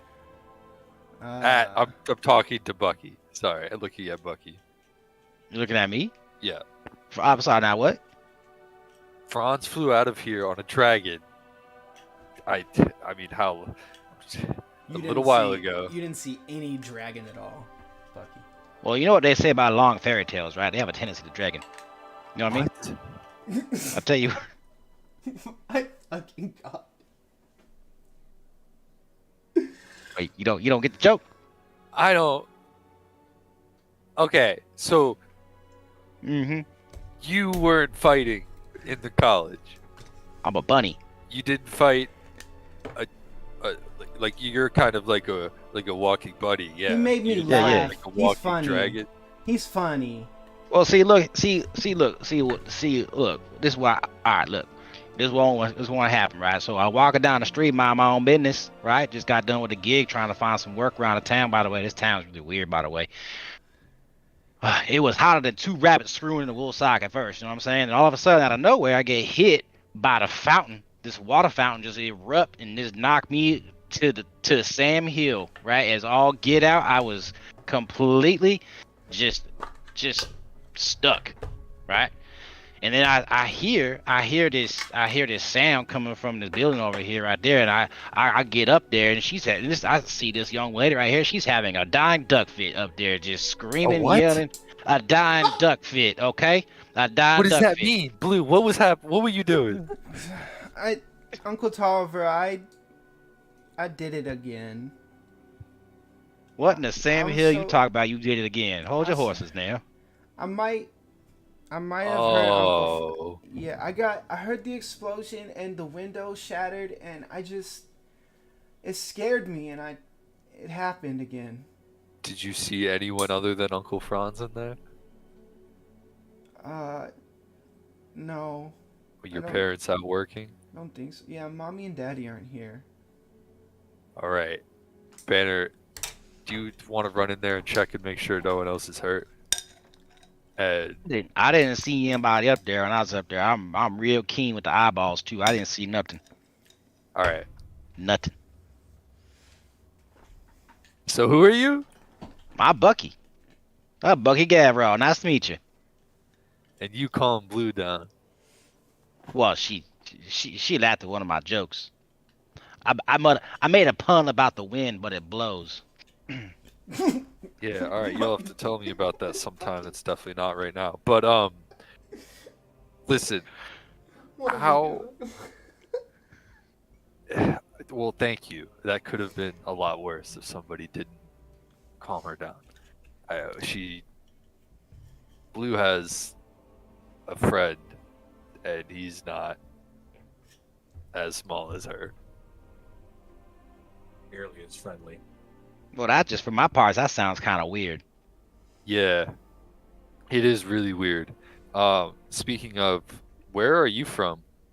From where am I from? Oh, I'm from a little bit of here, a little bit of there. You know what I'm saying? But right now, I'm madder than a wet hen. I'm just wet. I'm cold. Is there a place that I can go to get dried up and warmed up a little bit? Yeah, of course. I mean, from what you've done, but I'm also really hungry. I could eat the north end of a southbound polecat. Okay? how about this? Yeah. We can house you and feed you for the night, for the next few nights even, if you will agree to sit down with us and tell us what brought you here, where you're from, and what you are. I've never seen. Sorry. Let me. like you before. Bucky, go ahead and describe yourself to Banner and Tolliver here real quick. Give him a little quick description. Yeah. So what you picture what you see in front of you is like what Wick said. Is you see a human-sized, a normal man-sized, medium-sized bunny, with long bunny ears, dressed in a very dark purplish suit that is very well. It is very flourished on the cuffs and around the ankles and around the waist, and a very large black bow tie in the middle, and or on his neck, around his neck, and you see that he has some various instruments strewn about his back, and he's holding a flute in his hand. I'm back, by the way. Sir, are you a pimp? A pimp? A pimp? Oh, Well, I do beg your pardon, but there's a ladies around here, okay? And, Yeah. That's what I'm asking. When you my pimp. No. But hold on, real quick. When he mentions like, And he's that got a right, bunch of- that man right there's about to use supposed to trap door on a canoe. Am I right or what? But what when Are you just reading these off of Google? I hope not. I hope he's got these. Like, he's got to read this for another year. losing it. So when he's like talking, he's like describing himself, like you see, he's got the flute in his hand, right? I need both Banner and Tolliver to make a perception check. I'm looking. Okay. Both of you guys see it very plainly. It has like this so the wood of the flute is made of effervescent wood. The sort of like the metal bands that sort of hold it together and sort of line it with this very fancy golden filigree is made out of star metal. He has a shard flute in his hand. You're just giving these things out in Cracker Jack boxes. What the hell?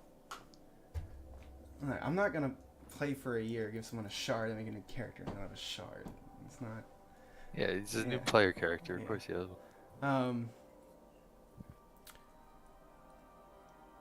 Yeah. It's very clearly made out of the same material shards are. I guess as I realize that, I'm gonna kind of turn my eyebrows raised to Banner and turn back to him. And where did you? Do you know what your flute's made out of? Bucky, this was one of the items you recovered off of the person we discussed. It was in his belongings along with the book that you had, and for all intents and purposes, you just think it's some regular ass flute that sounds really good and looks really cool. I mean, no, not really. I just got this from my traveling companion back in the day when we was on the traveling carnival. So you're an entertainer. Oh yeah, I'm the best entertainer in the whole world. Bucky Gavroche, you haven't heard of me before? I made No. kings and queens just laugh their britches off, pee their pants. I had one king one time. He was laughing so hard he was pissing on a flat rock. Tell you what, that true story. True story. Well, that's very nice. Just so you know, that flute, that's probably. Have you ever heard of effervescent wood? Nope. Huh. Has your flute ever talked to you? Talk to me? You crazy? No, I make my flute talk. Okay, I make it talk. All right. All right, fair enough. How about this? We can set you up in a nice place. You'll have hot meals if you promise to provide us a couple days and maybe longer of entertainment. I mean, the people we have here, they're refugees. They've been running from wars and raids, and they could use. I mean, if you can make Blue cry in the middle of her tantrum, I'm sure you can cheer up a couple of these poor souls at some of our taverns if you want. Well, you offering me some kind of work? Oh yeah, I'm offering you a job. Oh, Lord have mercy. Well, that sounds like a really good time right there. And part of the payment, we'll find you a place. We got plenty of places here in the city. You place to live. You have hot food. You have access. Well, yeah, because right now I'm flat tuckered out. Well, if you want to come with us, Mm-hmm. get you something to eat, get you fit right, then all right. See what's going on tonight. All right, let's do it. That sounds like what was your name again? Well, I didn't catch your name. I'm Lord Tolliver von Donover. Oh, Lord Tolliver. Lord, I bow to the Lord Tolliver. Nice to meet you. Yeah, okay, yeah. Banner, was Franz yelling about something when he flew by on the dragon? Like, where'd he go? Why didn't he come back here? If he got his ass kicked by the ice demon in the college, I mean, I thought he wasn't that scared of stuff anymore. I mean, he went Well, really far. it must have been quite the adversary to scare him like that. Yeah. You're missing one of your companions. Yeah, actually, and I'm gonna take out the talisman and say, Franz, where did you go? Have I made it to Hephaestus yet? Yeah, so we'll screen wipe to Franz on the back of a dragon. You're flying. That character is ridiculous. I know. Dude, I had I'm losing it. It's incredible. The first joke, and I was just thinking, like, first joke landed awesome. Second joke got a little hairy, and I was just like, what have we done? But it's incredible. It's actually incredible. All right, so as you're flying, no, you haven't quite, like, they had to walk for hours. So while dragons fly fast, you're on a large dragon. Right? Hours.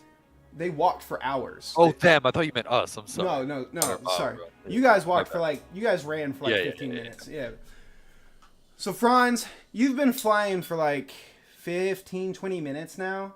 You're not there yet. And the sun is beginning to go down at this point. It is getting to the point you estimate it's probably somewhere around like 8, 9 o'clock at night.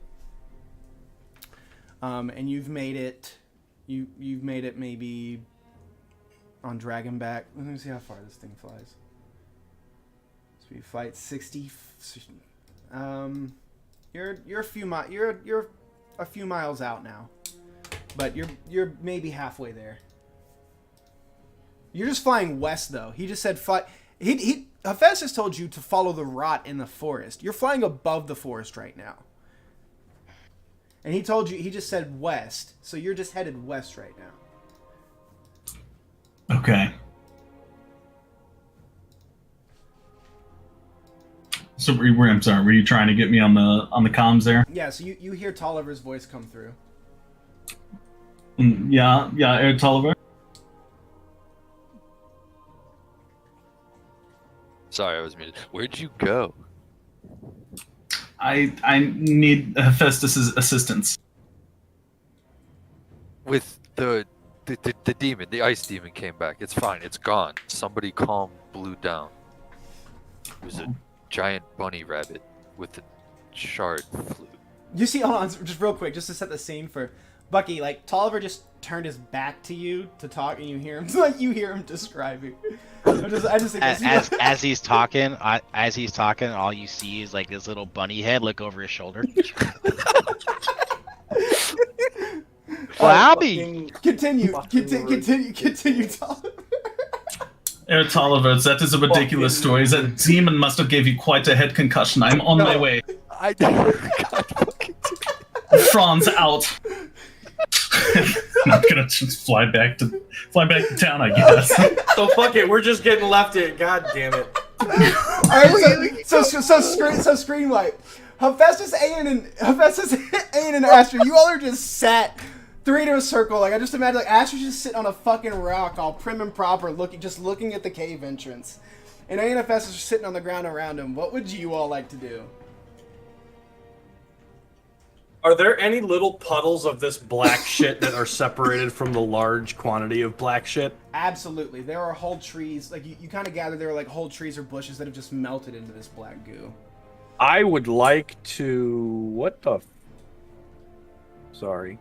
I would like to find a small puddle and cast Sacred Flame at it to see if it sets on fire. Okay, so you cast the spell that does radiant damage. Oh, and no, it's a no- flame! God damn it! Okay, Nothing never mind. happens. That's not what it's... Hold on. Let me find a fire thing. Do I have a fire thing that's low level? I don't know, Cleric of the Forge. Do you?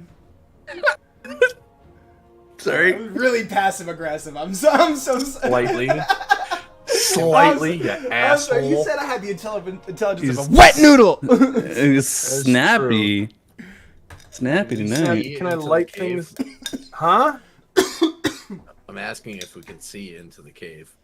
So, after some time, after you dispelled it, the magical darkness reestablished itself, and it is Thank actually God. sort of covered the entire mouth of the cave. So you're now actually no longer really seeing stone. You're just seeing like a black pit above the puddle. Okay, So here's my thought process, guys. I say we go back to the town, right? We start walking back east.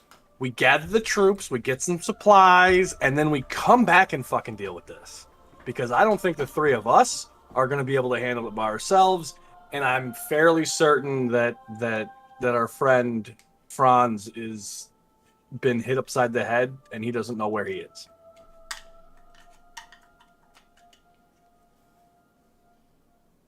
Yeah. I'm good with that. I just think this is a bad idea. And that should carry a whole hell of a lot of weight coming from me.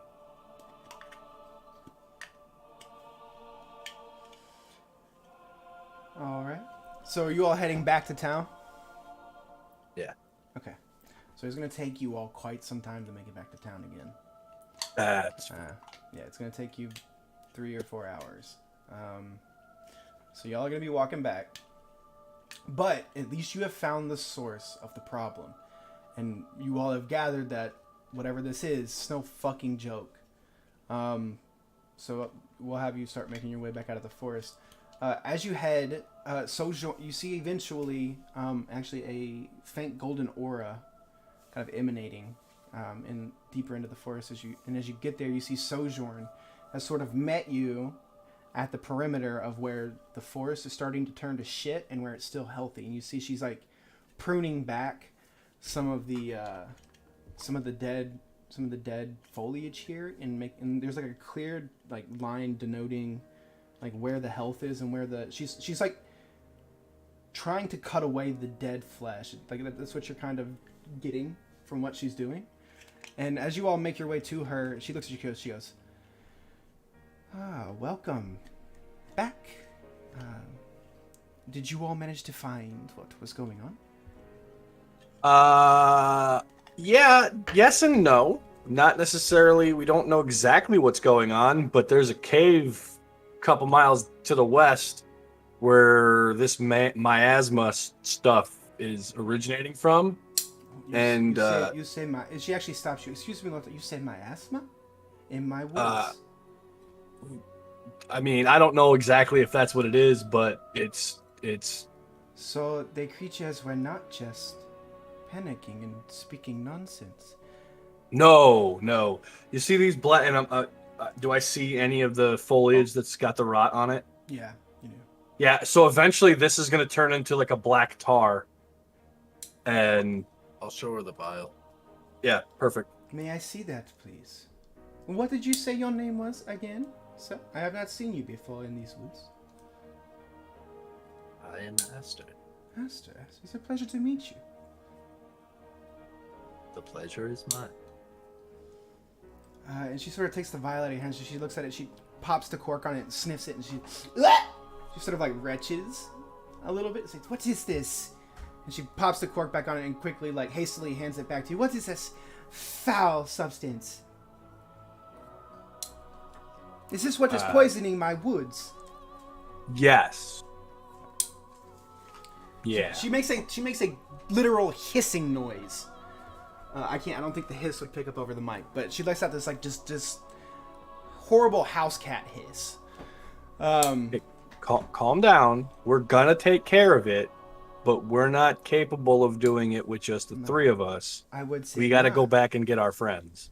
If it is any consolation, I do not know of what they speak. However, I have heard some of the older creatures that have resided in these woods, and families did once before.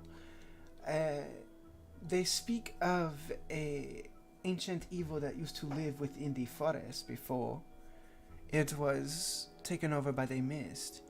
They called it the Jabberwock. Oh boy. I do not know what this is. It sounded fanciful to me, but perhaps they know something more. I will mayhaps ask after this Jabberwock a bit more. Yeah. Are you to return with the rest of the stewards and your companions? We will be going and collecting them and returning as soon as we possibly can. I make no promises as to the time frame, but we will do this. This will take precedence and priority, barring any other unforeseen circumstances. She does a quick little bow. Thank you, Lord Hephaestus. I will do my part here as well to trim the infection as best I can. It does not seem... It seems... And you see, like, the line she's sort of drawn where she's, like, dug earth out and everything.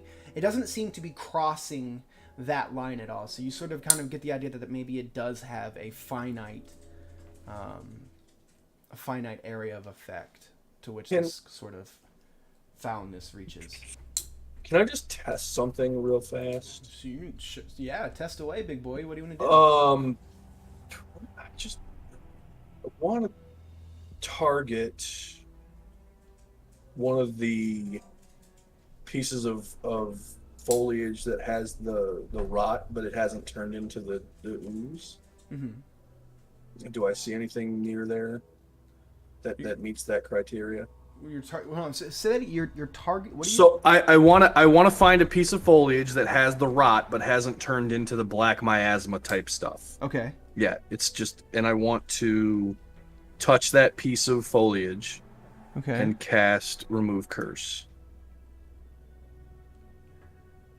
I'm just trying to determine if it's a curse or if it's something else.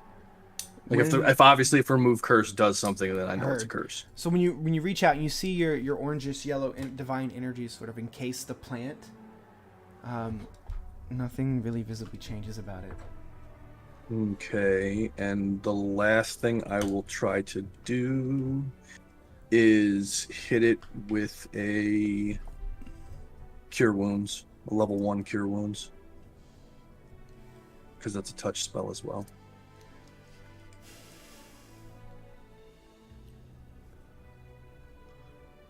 Okay. You see all of the dead leaves and ooze just fall off of the plant. But what is left is a plant that has a little bit more of its color to it. Not a whole lot, but it's you sort of knocked off the infection and restored somewhat of the plant somewhat, but you still see the ground around it is diseased and decaying. Okay.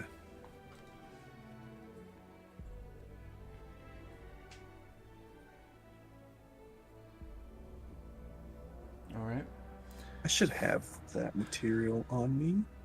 Well, Sojourn looks at you and goes, well, we eagerly wait your return, please. The animals will help guide you back out of the forest from here, hopefully speeding your way a bit more. She sort of lets out this like bird-sounding whistle, and little creatures and like a doe kind of prances out of some of the underbrush here, and they all just sort of look at you all eagerly.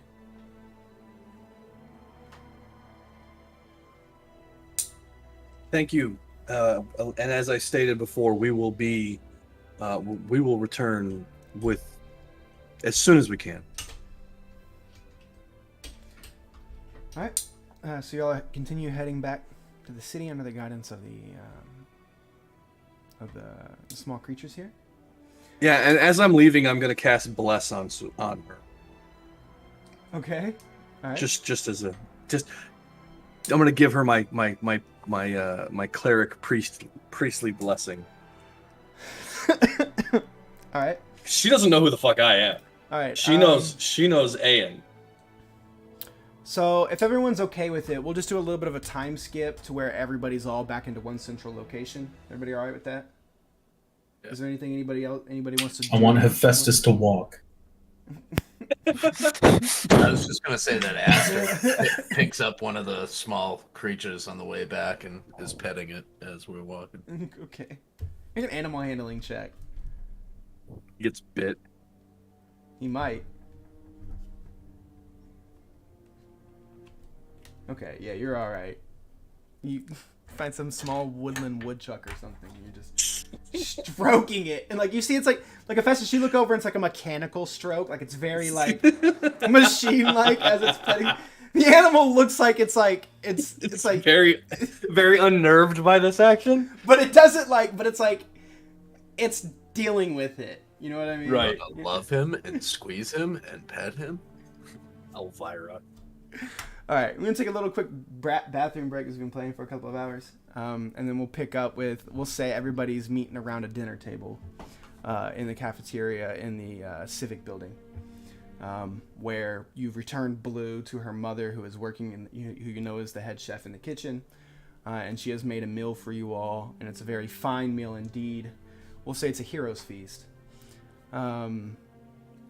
Inside the cafeteria, and we'll pick up with everybody gathered around a table. But Be back in a little bit. I know what those are.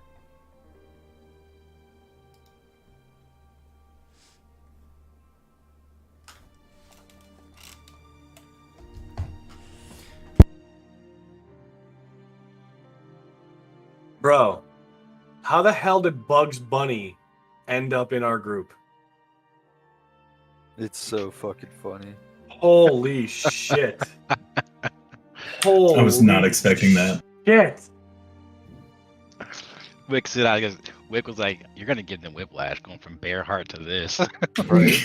Well, so first of all, I wasn't even aware Bearheart was gone. Like, I was so confused Well, he at hasn't that. been Just, here. well, no, I know that, but I thought I just assumed Bearheart went off to do and was gonna come back. I didn't realize he was never returning. He still could. He's not dead. I don't want him to return now. I want this guy to stick around. It's fucking hilarious. Yeah, Hephaestus, how does it feel to be? How does it feel to be the front line? I'm. That's just awesome. Oh, okay. So he said Heroes Feast, correct? We're feasting. Okay, so this Heroes Feast has some benefits with it.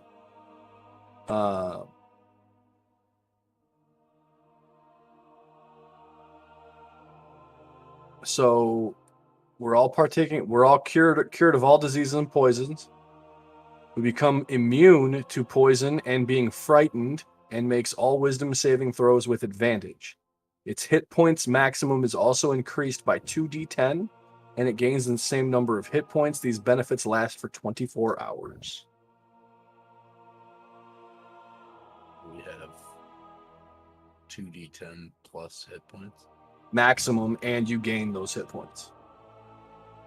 So basically, it tops you off.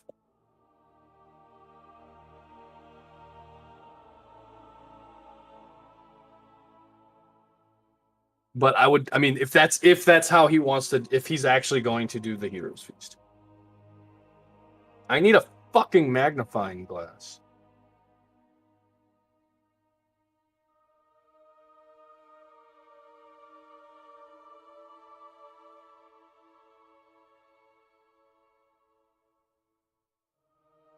It's the Bobby Boucher of Bugs. It's Bugs Bunny and Bobby Boucher had a kid. It's amazing. It's really good. It's absolutely It was either that or it was gonna be like the wise guy, kind of like it, you know. I was practicing. I was like, do I do like a Ron White-ish type, right? Like a country, or do I like, yeah, this Bucky. Hey, Bucky, you know, something like, you know, something a little more choppy, I but think you nailed it. Yeah, I like this one. I think Bucky the mobster would have been funny too, but Yeah. I don't think as a bard that would have worked. Like Bucky the mobster, the rogue would have been awesome. Like that he just speaks in old folksy riddles. Yes, that's the like. It's like he's got an old hillbilly riddle book. he'll be Like, like he's little just- book. He's just flipping through Cajun hillbilly riddles. That one. Those are two different things, but Cajun hillbilly. It's like a combination of the two. yeah, it's a horrible hybrid. No, Yeah, no, It's it's like, it's what- great. It's great. it's amazing. Especially where like Ben's already a good talker, right? Right. So like, and he's got a ton of persuasion and Right. stuff like that. Like it's with stuff he was already doing with Bearheart, but now he gets like way bigger bonuses for it. Yeah, you're like And it makes sense that he's doing it now, as You're opposed like- to what he you're was like- doing before, which was like, well, Bearheart had high persuasion. Yeah, but now Well, he had high charisma. He had high charisma. Bucky though. Bucky plus 12 performance. and I mean, you persuasion. came in and rolled like 10 30s in a row for the first couple of rounds. After I rolled 6 straight ones. yeah, giveth, taketh. Double one. double. He gives you. And the best part was, he's trying to nudge you in the direction he needs you to go.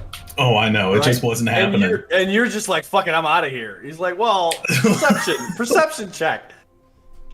He's like, you forgot the whole purpose of going up there in the first place, buddy. I like literally just wanted you to hear a little girl cry. Like that's it. How could you Bro. not? Bro, I have 4 health. Oh really? Yeah. Yes. Yes. Oh god! You got fucked up. Yeah. I You have. Oh no! That's why I was gonna go to Hephaestus and just slump off, like coughing up blood. Like, You almost did get eaten. Holy shit! So yeah. fucking funny. Oh my god. So, is this actually a hero's feast? I realized what I said after I said it. No, it's not a. I figured. This woman no does not fun. have 1,500 gold worth of fucking golden goblets. Like, not have that.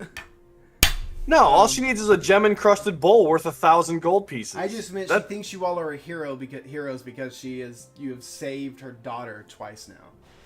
So I mean, I can give her the gem-encrusted bowl worth 1,000 gold pieces. if We've you got wanna- one of those in that's right, storage. if you do. So do you want to actually do a hero's feast? It consumes it though. It consumes that goblet. I can fucking make one of those in 5 minutes. They're extremely. It's entirely up to the group. extremely expensive, aren't they? No, it's 1,000 gold pieces. That's cheap now, I guess. Yeah. I I mean, I'm just saying. don't have whatever- a ton of what money. do you all want to do? Do you want to make it an actual hero's feast? No, We don't have I'm. to. No. No. Okay. All right. So everybody, it's a. Banner said he'd be back in a little while, right? Yeah. Okay. So, everybody else here? Mm-hmm. Yo, Mm. Yeah. Yeah. King. Thank you, Mums. Yeah, man. All right. So you all gather around one of the long tables in the cafeteria. You all are joined by 2 new faces that you've met today in Aster and Bucky. Ben, if you want to go ahead and change your name in the Discord and in the Roll20, please do so. Yeah. No cap. As you all sit around with a veritable feast, a feast for heroes, not a hero's feast. In front of you all imbibe deeply of drink and food. What would you all like to do during this time?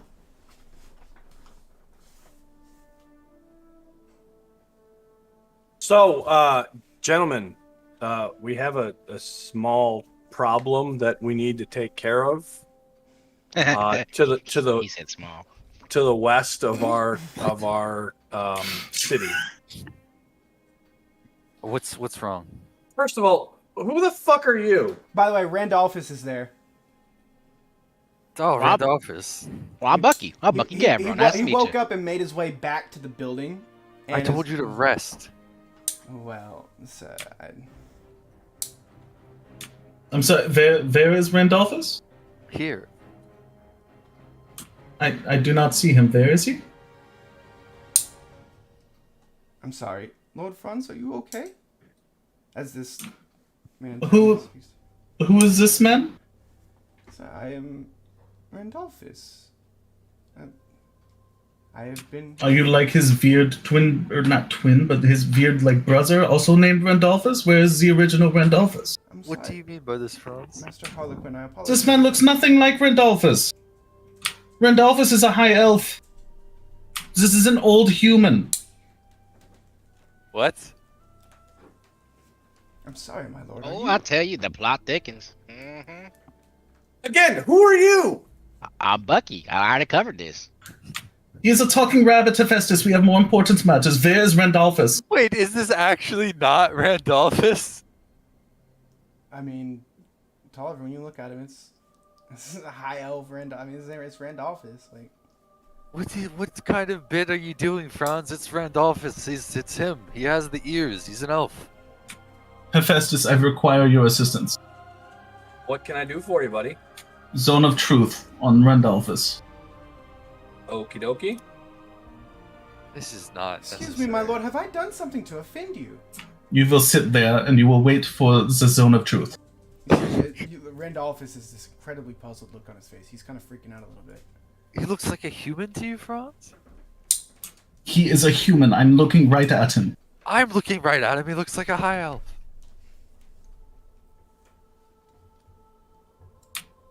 You cast Zone of Truth? Yes. Okay, the zone of truth goes off. Who are you? Randolphus Alphinius. And why do you look nothing like the Randolphus that I have come to know and love? Master Franz, I am so sorry. I do not understand what you are saying to me. If I have offended you in some way, I deeply apologize. Please, allow me to make amends for this. What can I do? The only way that you have offended me is by being an imposter. You must stop with these lies. You must submit to the zone of truth and tell me what is really happening here. He sort of looks around and goes, "My lords, I am so confused here. I am so sorry. If I have allow me to remove myself. I will allow you all to speak. Don't move. And he sort of sits there, looking very puzzled. I do an insight check on Franz. Roll an insight check.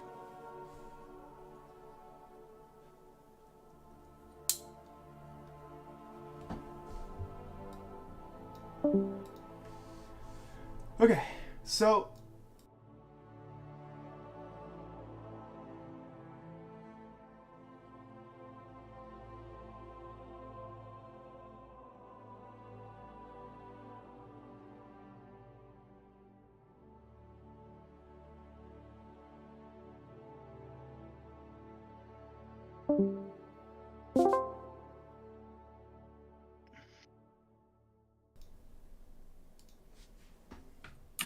Well, Randolphus, how is it you appear as a human to me and not to everyone else? he just sort of looks around and goes, I have no idea.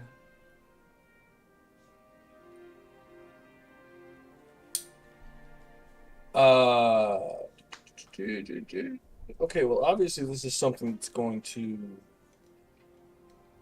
cause issues, so I'm going to go ahead and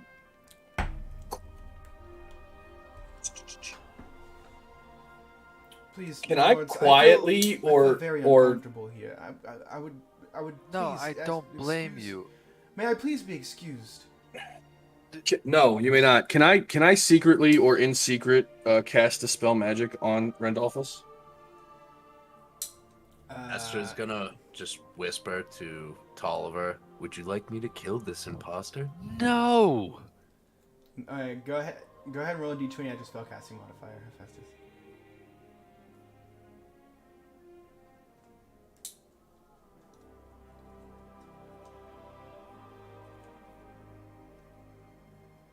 Okay. Yeah. That did not roll correctly. That didn't roll correctly. Yeah, I don't know how. Oh, because It you ca- one obviously, the space. lowest is 6. Yeah. Well, yeah, it's because you have the space between the 1 and the d20.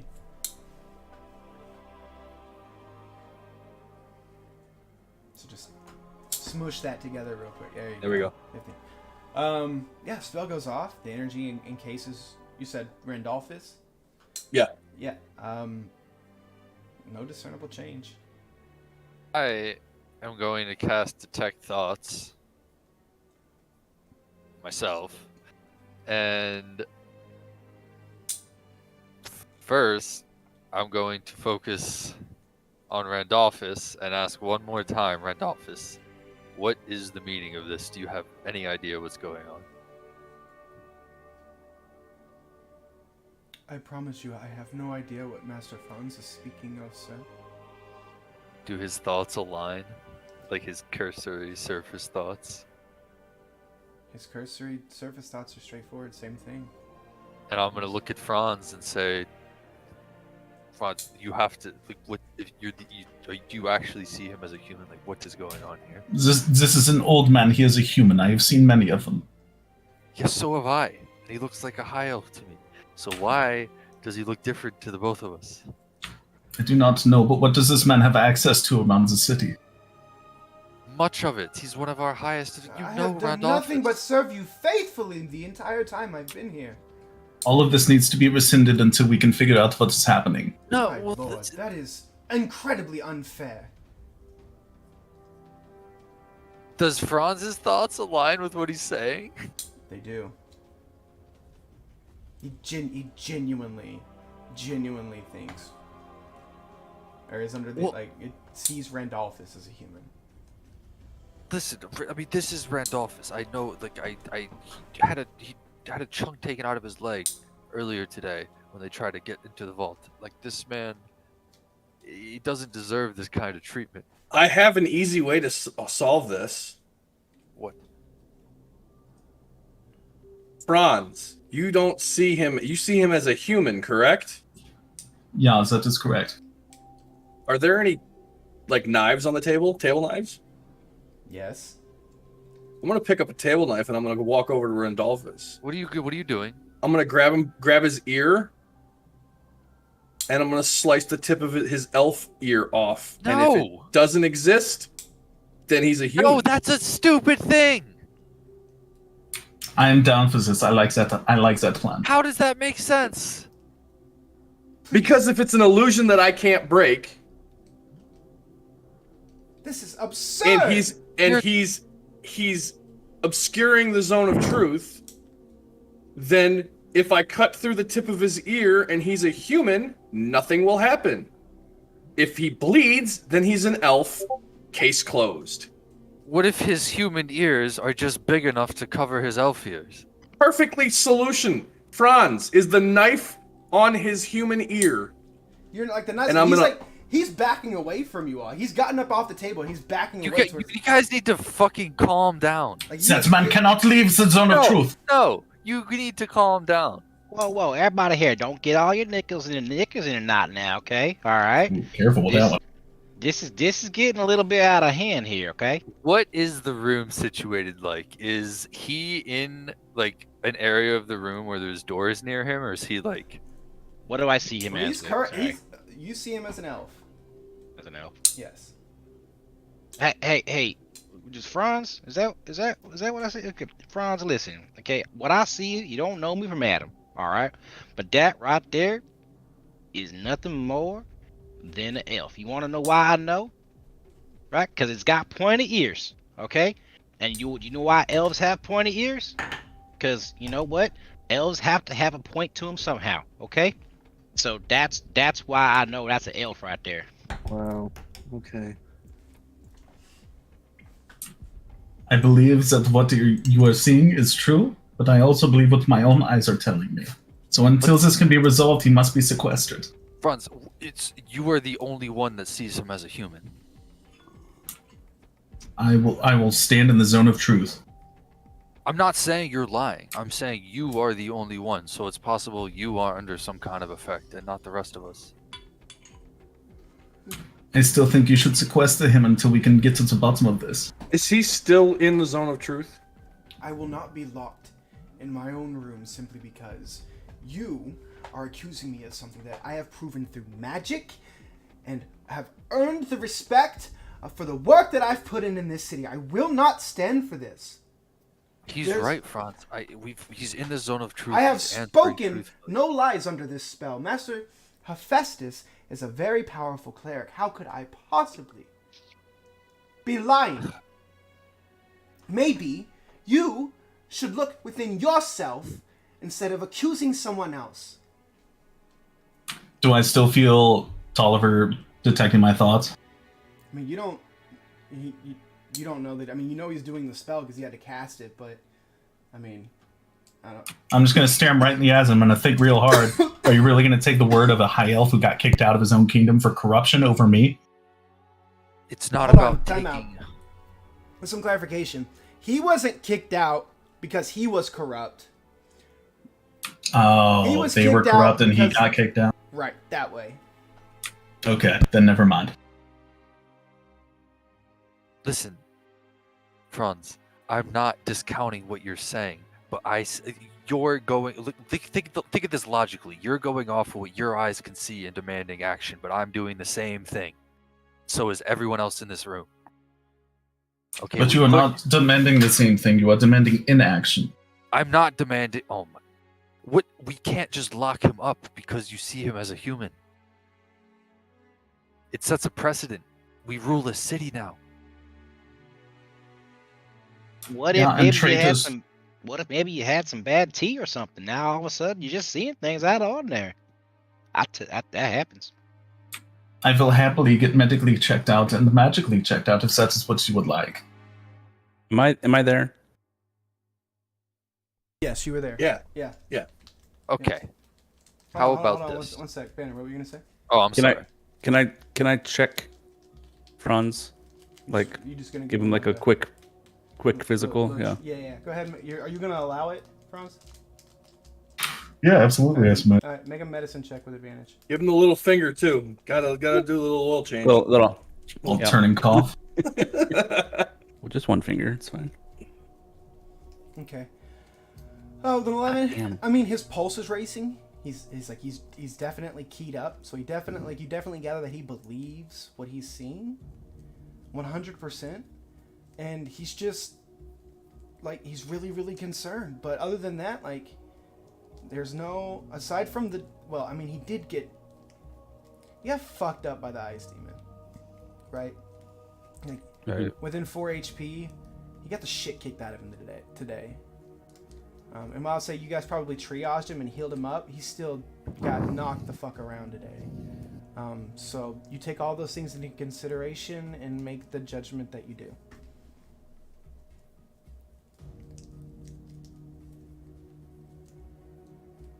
I've got to have something to do with this. Fine, I will let the matter drop. But there's something here, obviously, that we can't ignore. But I'm Am not I going excused? May Randolph, I is I this- please don't- retire for the evening? He's already got like his hand on the door. He looks at you all and he goes, "I have done nothing but been loyal and faithful to each one of you all." to. You have. I would ask that you understand what we've all been through recently. He opens the door and just walks through it and shuts it behind him. There's not many people like that in the city that can provide what he does, Franz. He's right. He has been nothing but loyal. That's the perfect way to get somebody. I don't on need the your inside. shit right now about how distrustful we have to be about people.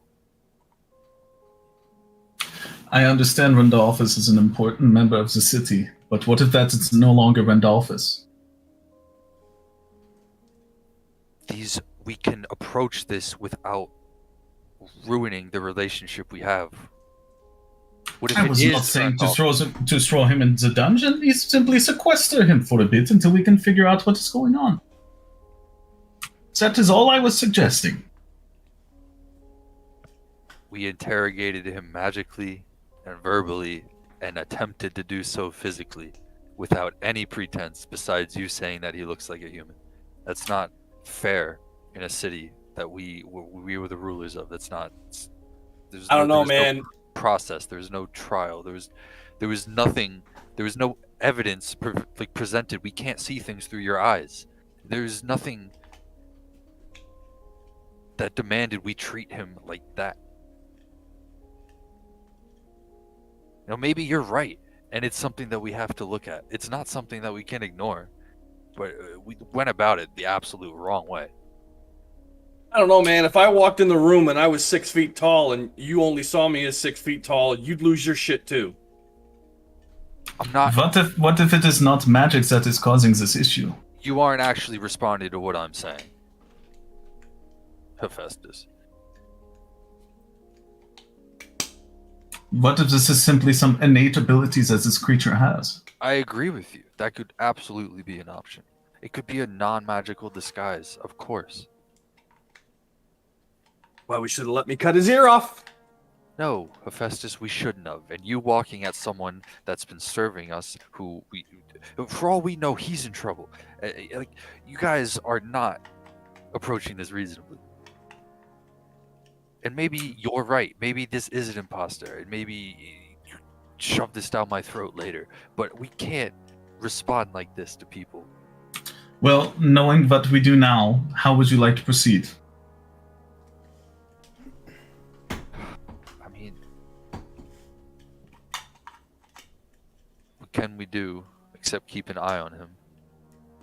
Do you have any ideas? I mean, sequester him and do what?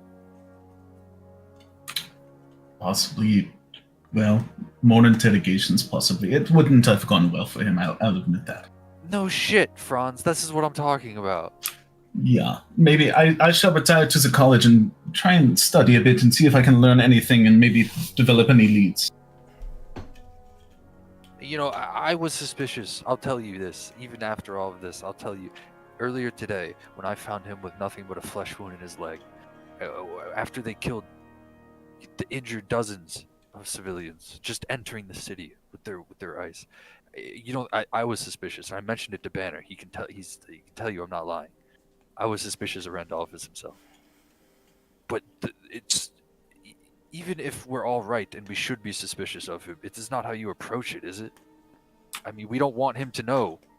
We can monitor him. We can try to figure stuff out, and then if he How would you have reacted? I thought you were playing a prank. That was an entirely different person. That's fair. And I don't know why you see him like that. We have to figure that out. But I don't know how to start doing that. Maybe we shouldn't have gave him such a... I don't know. I mean, he knows we're going to be looking now if it is an imposter, right? Yeah, this is true.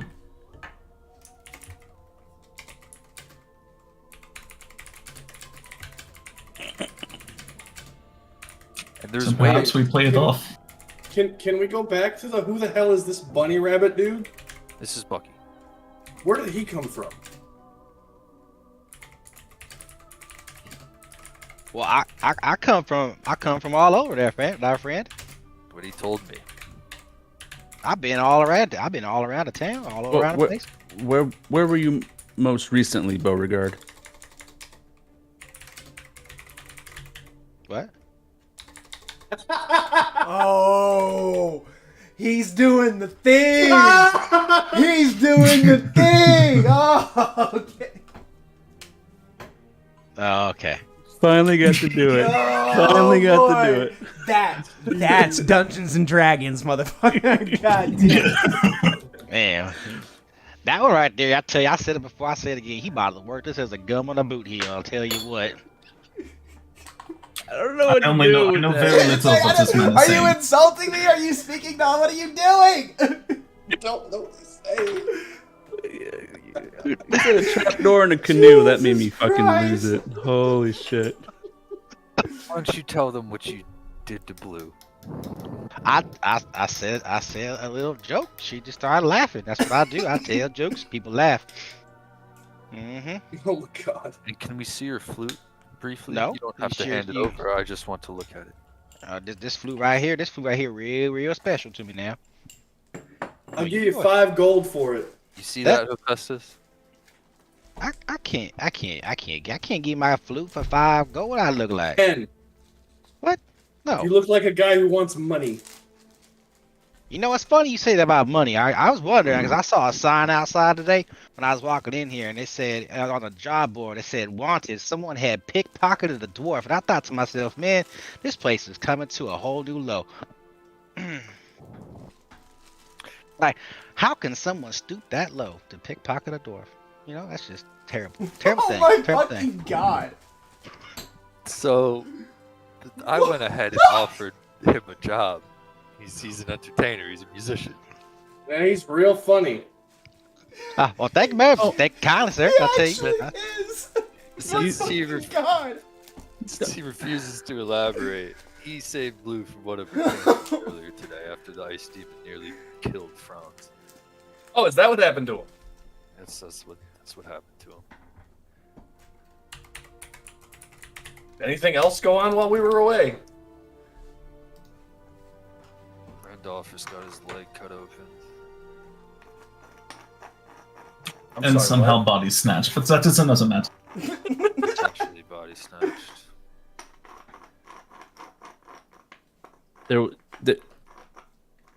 As the resident medical expert, Oh. his his wound is odd. I can't I'm say sorry, how. I don't recall looking at a wound. No, no. Well, that's because he patched it. Yeah, That's because he patched Well, he it. said the resident medical expert, and I don't recall doing that. So here's the thing. There's a difference between you using just god magic to heal wounds and him actually knowing the biology of a human. Yeah. There's a big difference there. So Oh. he's talking about it from a scientific standpoint. Gotcha. Understand now. So I patched him up, but his injuries were not natural. So let me was see if I sword, understand actually. this. Let me see if I got this correct. Randolphus was attacked today. He had a unnatural injury. He comes into the kitchen or into the dining hall, and Franz freaks out and says he doesn't look like an elf. It's not that he doesn't look like an elf, it's that he looks like an entirely different person. Okay, whatever. That's fine. And we let him. Yeah, we handled that like shit. The reflection sets in on the party. We probably should not have let him. Hey, Tolliver, you should probably go fix that as soon as possible. Fix what? In what way? I don't know. Clean up after me, please. Not at well, yeah. Tolliver, go fix that. You know what they say, my grandpa, don't throw I'm the just baby gonna out throw with this the out there bathwater, because okay? I've been, as you know, I've been royalty for years before. Yes, you with tell you us guys. all the time. And No, he doesn't. some of you may not understand the interest. Some of you may not understand You're right. how intrigue works at the highest levels of society. But if you suspect somebody is an imposter and working against you, you out yourself by attempting to out them without a strong case. We could have monitored him for a long time. We could have manipulated whoever is working him if we knew what was going on. But now, he could be running. He could be... it could be nothing. I don't think it is. But I think in just as the ground rules, maybe in the future, we're not as ham-fisted in our dealings with potential spies and imposters. Well, I'm not a rogue. I don't know anything about spies. You don't talk like that. I- Don't make fun of our newest guy here. I do have a question for our newest guy. What you seem well traveled, if Yeah. not well spoken. Go on. He's Yeah, definitely not well spoken. No, he's got- Sorry, he's got I laughed at he's my got own that joke. Molasses. Got that molasses in his mouth. yeah, yep. Yeah. All right. What do you know about intrigue and the things that our illustrious Tolliver is speaking about? What experience do you have with silver tongues? You talking about the rich people? No, not rich necessarily, but fancy talking that confuse you with their words. Yeah. Well, I mean, that's a pretty low bar for this guy, I think. you want to talk about low bars? Tell you what, I don't think you ever saw one of them. Anyhow, I can't. I think We've unlocked it. We've unlocked Ben's potential. Here it is. This is in full display. Beauregard, entertainer. I you know what? My thing is, I tell you, I say it before. You know, sometimes with the rich people, right? The rich folk out there. Sometimes you just gotta stroke their little egos, right? They just egotistical, right? You just gotta make them feel like they's important. You know, that's really all this is. This is my first rodeo. Thank you. But Mm-hmm. So what? Yeah. So is that it? Just is that your advice for our current situation? Yeah. My old friend used to say, "Don't throw the baby out with the bathwater." You know what that means? Right. Not all of it's bad. Find the good. Yeah, find the good in it. So what has he done? And I don't know him from Adam.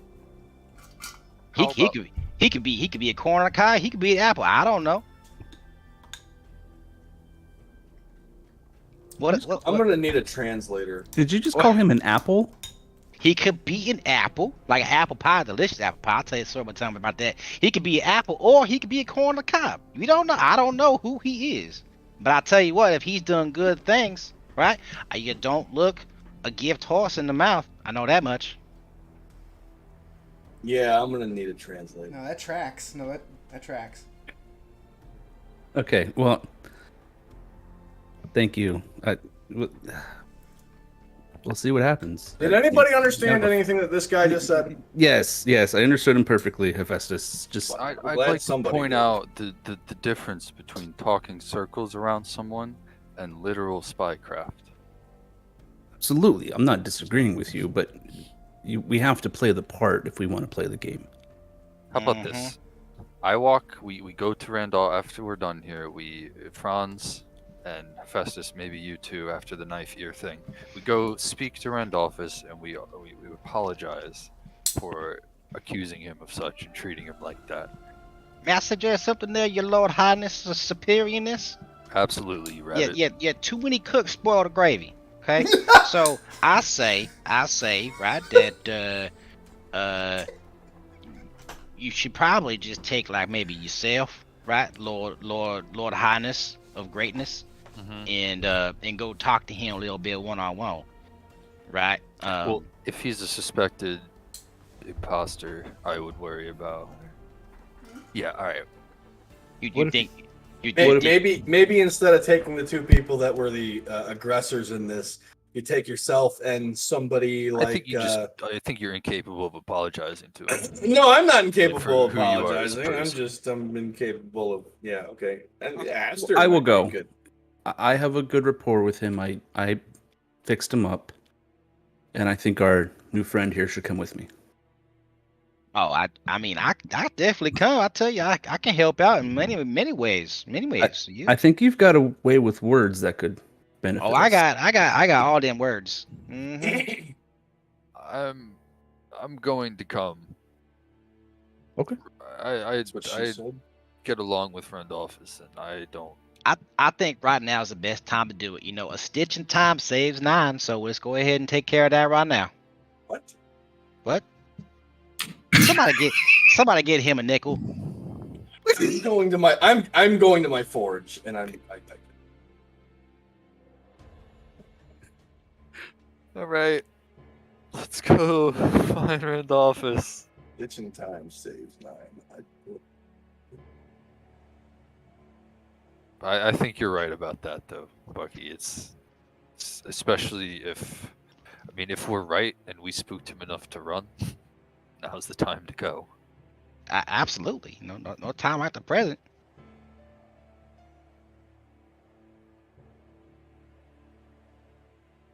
So who all's going to? So who's doing what? It's going to be me, Tolliver, and Beauregard. Okay. Bucky. Bucky. Okay, so you three head to. So, what's everybody else doing? Franz, Hephaestus, Aster. I actually just wanted to try something with Franz. I want to do Mask of Many Faces and as Randolphus and ask Franz what he sees. Okay. Yeah, I like that. No, Keep that's tweaking not- it no. until. No. That's smart. Okay. No, that is really That's smart. really Yeah. smart. Okay, so Aster, make an Arcana check for me real quick, or roll a d20 at your charisma. Let's see how accurate you can get the representation, because you've only really seen him in this. You should do pretty good. Okay, yeah, that's good enough. No, you spend enough time with him. Yeah, no, that's fine. Oh, 19. Yeah, definitely with a 19 for sure. So you do a perfect replication of the elf Randolphus. Franz, you see the elf. Yeah, so it looks like this is Randolphus that I know. Good. So you Drop mask of many faces.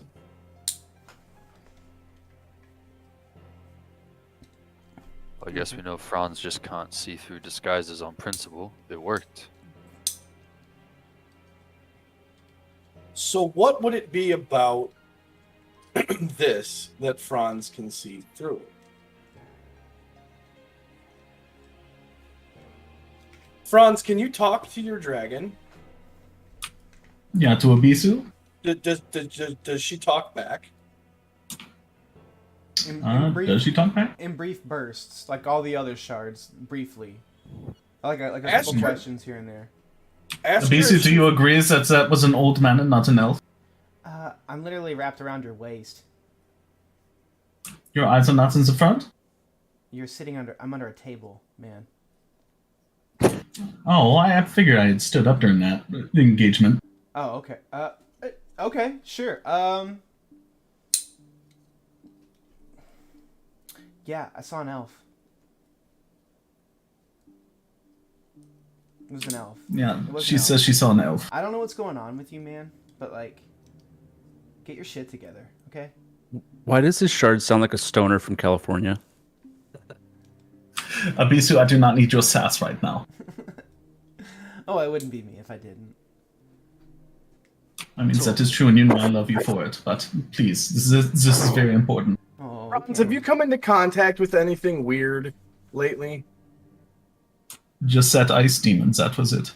All right, so while you all are having that conversation, well, you say y'all are having that conversation and doing that while the other three are headed down the hallway. So, but continue your conversation, Hephaestus.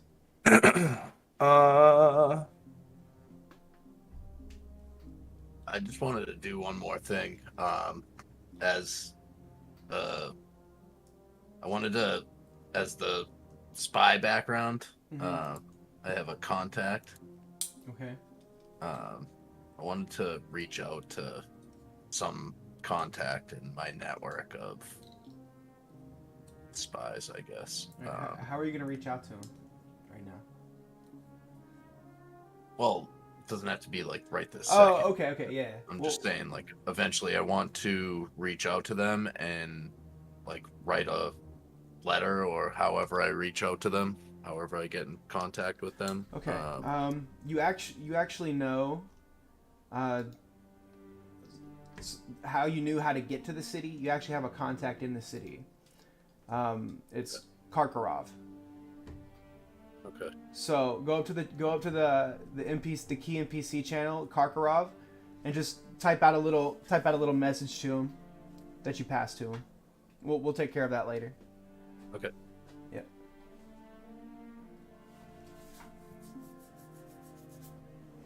Just for shits and giggles, I'm gonna grab. I'm gonna place my hand on as I'm leaving. As I'm leaving to go to my forge, I'm gonna place my hand on Franz's shoulder and I'm gonna cast Remove Curse. Okay. Spell goes off. The energy surrounds him. Nothing outwardly visible happens.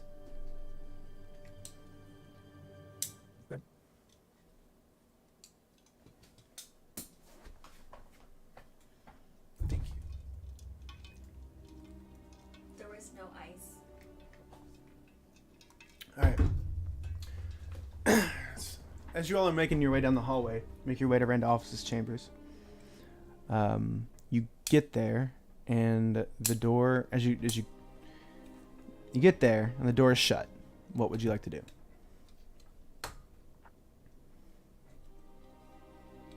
Knock. Okay. You knock, and you hear no immediate response. Some time goes by. A little time goes by. No response at all. Randolphus, it's me. Not Franz. Franz and Festus are not here. It's me and Brenner. Hey, Bucky. Don't forget Bucky. And Bucky. Please enter, your lordship. Yeah. Bless his heart. As you make your way in, you see the floor of Randolphus's room is still covered in water, and his couch that's sort of in his opening, like, receiving area is still completely destroyed. You make your way through his opening foyer of his chambers, and you make your way into the back chamber where, you know, his bed is, and you see him laying in the bed with his leg propped up on multiple pillows. He's got one pillow back behind his head. He's just laying there on the bed, and he just sort of rolls his head over and he goes, how may I be of service, your lordship? No service. Glad to see you finally in bed. Can I tell if they're the same wrappings that I put on him? Make a perception check.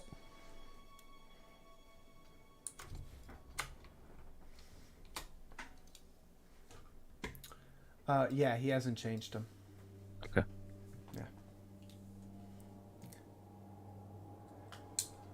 All right.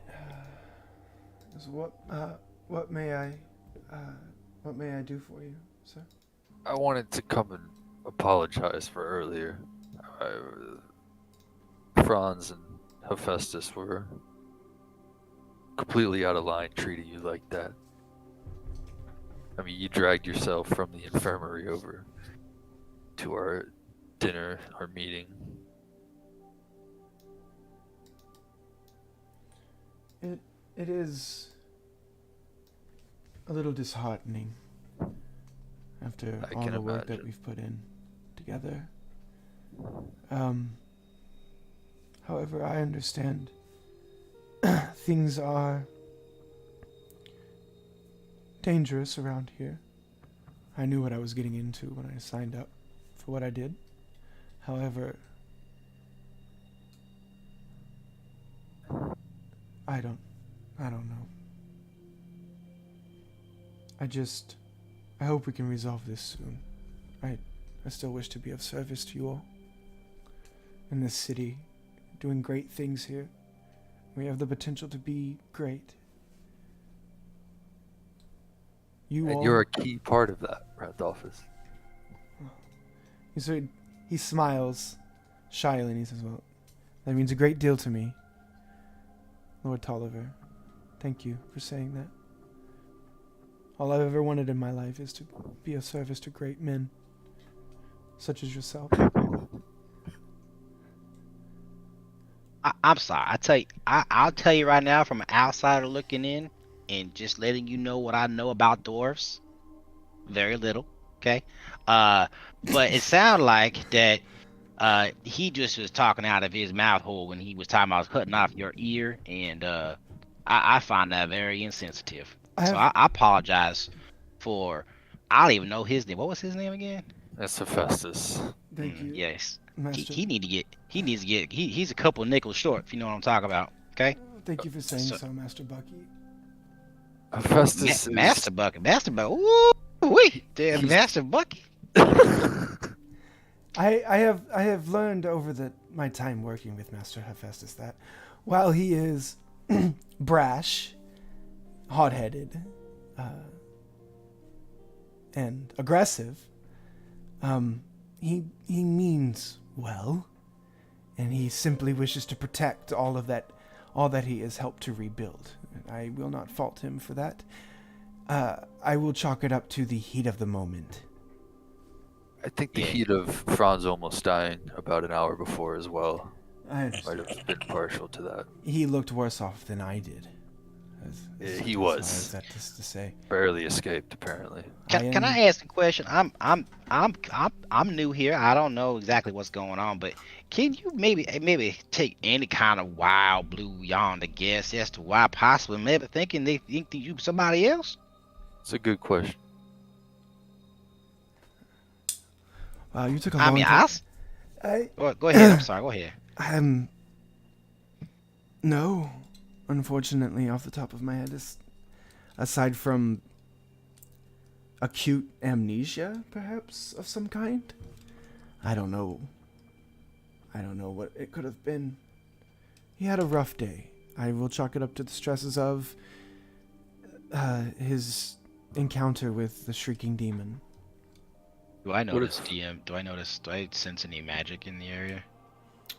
Make an Arcana check. I'm dripped out. Yeah, there is that. Yeah, like the two, literally the two people you were with, like of all the people, they're just humming with magic, both of them. Like power and magic just seep off of both of them. Well, I mean, and Randolphus is a high elf, so he innately has magic within him as well. And what you don't know, what you as a player know, but you, Bucky, don't know of the ley line node. That is the heart. Everything within this city is suffused with powerful magic. So yeah, there's a lot of, and it's so much so that if you're without certain spells, you can't pull out distinct clarifications of magic. It's just everywhere. What if Randolphus, we wake up tomorrow and Franz still sees you as he did tonight? It's not necessarily something that I would attempt to blame you for, but it's also something that I cannot ignore. If it means that Franz is somehow compromised for what he's seeing, or you are compromised and you do not even know it. I mean, there's other answers besides accusing you of something, and I would hope that you would be willing to work to try to figure out what they are. I would do whatever I can to help assuage the Master Harlequin of his concerns. So I don't believe he was lying. Unfortunately, I do not believe he was lying either. I have never known Master Franz to be anything more than kind and pure-hearted. I would very much like to get to the bottom of this confusion as well.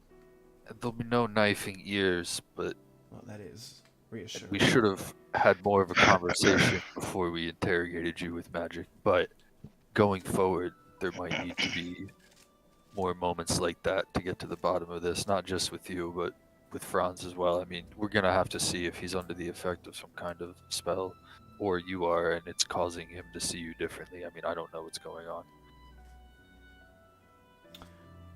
As I said before, my lord, I only wish to serve. I will do whatever it is you desire of me to resolve this issue. Thank you. Now, if I may be so brash to ask, I wish to sleep. If that is all right with you, sir. Yeah, that's understandable. Well, you have a good night now. Don't let the bed bugs bite.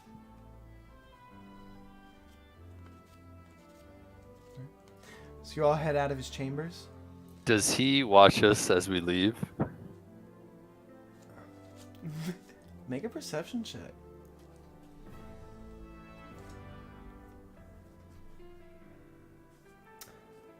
You sort of look back over your shoulder, like take one last look at him. He is staring directly at you all as you all leave. Huh.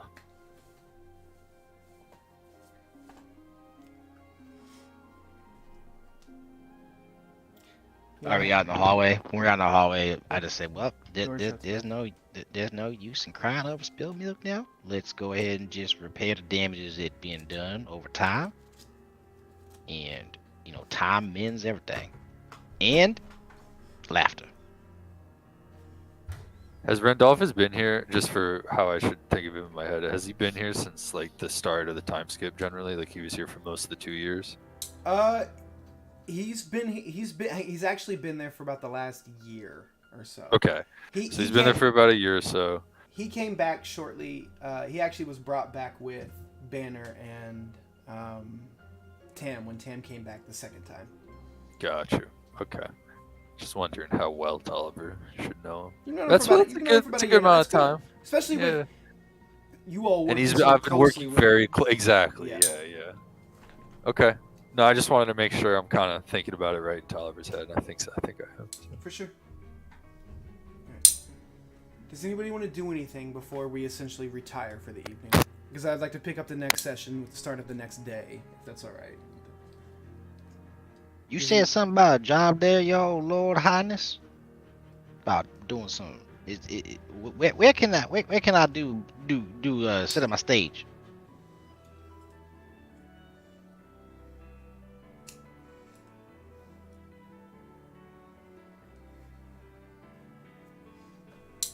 Tent. Here's Oh, I'm sorry, I was muted. You said where can you set up your stage? Yeah, Oh, you said you said we could trade maybe some food and some room and board for some entertainment. Well, given the hour tonight, I don't think I could get word out to all the refugees and commoners to come to a formal concert. But if you wanted to go to any of the taverns and start, any of them will welcome any kind of entertainment. They'll love it. They'll probably give you free drinks all night, food, even though we have that here as well. But if you want to do that for tonight and maybe tomorrow to get your name out there, and then I can set up a formal concert that we can actually have flyers for. Get you a large audience. I'll go out and set up some flyers right there tonight. You know, Rolling Stone gathers no moss. Because so I'm gonna go ahead. I'm Yeah. sorry. Yeah. Go ahead. No, I keep thinking you're gonna stop and like you just keep. It's like this delay. No. There's like a delay. There's like a delay between his words because of the accent that he's using. It's not like. It's not anything. Yeah. I'm sorry. Funny. It's great. No, it's perfect. If you wanna do the legwork, feel free. Throw up some flyers. Get your name out there. I mean, I intend for you to be one of the primary entertainers in the city. Well, I'll tell you, your city will be quite entertained. And maybe tonight you can come back and play a few tunes for us, so we can get a feel for it. I mean, we haven't actually heard you play yet. Just looking at your instrument, I assume have some talent. I can. You know what I could do for you? I could do you one better. Right before we head to bed, I can tell you a melody tune joke that I've been working on for a little bit, and people say my jokes are not only so funny. What they do, they end up waking up just feeling really inspired the next day. So you tell jokes. That's your thing. You don't play music, or do you do both? The music kind of helps with. It's like a background, you know. It kind of helps with the music, you know. So you're not classically trained. Well, what's classically trained? Classically trained. Well, I'm classy. You're trained in the classical manner. I'm self-taught. I'm Bucky Gavro. I'm self-taught, made man. Bunny. Wonderful. Well, yeah, I'd love to hear a joke before bed tonight, Bucky. Yeah, I mean, like I said, my jokes are world-renowned. Guaranteed to make you feel a lot more inspired for the next day. That sounds great. Tolliver obviously didn't realize that he hired a fucking comedian. Just so everyone. You got redneck Bo Burnham. Have fun. I wish the camera was on for this moment, but Tolliver is rubbing his forehead. Well, we got a whole festival coming up, and maybe you can feature in that as some sort of your debut. And what you said festival now? Yes. When's that gonna be? Soon. TM. I mean, I'm not too keen on festivals or anything like that. So What do you mean by that? you see, I just met y'all and all, and let's just say the last festival that I was at was the Joy Lord, I can't even talk. Joy Day Festival. I wouldn't have noticed. Right? Hold on. That was the last. When he says Joy Day Festival, that clicks in your head, Tolliver. You were at the Joy Day Festival. Oh, motherfucker. The very beginning. This is the very first episode. You were at the Joy Day Festival as well. The last time I've been at a festival was the Joy Day Festival in Cindervale. You were at the Joy Day Festival. I was at the Joy Day Festival. I was doing me and my buddy, me and my traveling companion, Setheron, we was doing a bit that I tell you what, it was getting some ribs a cracking, it was making lungs a burst, people was crying. We was slaying it.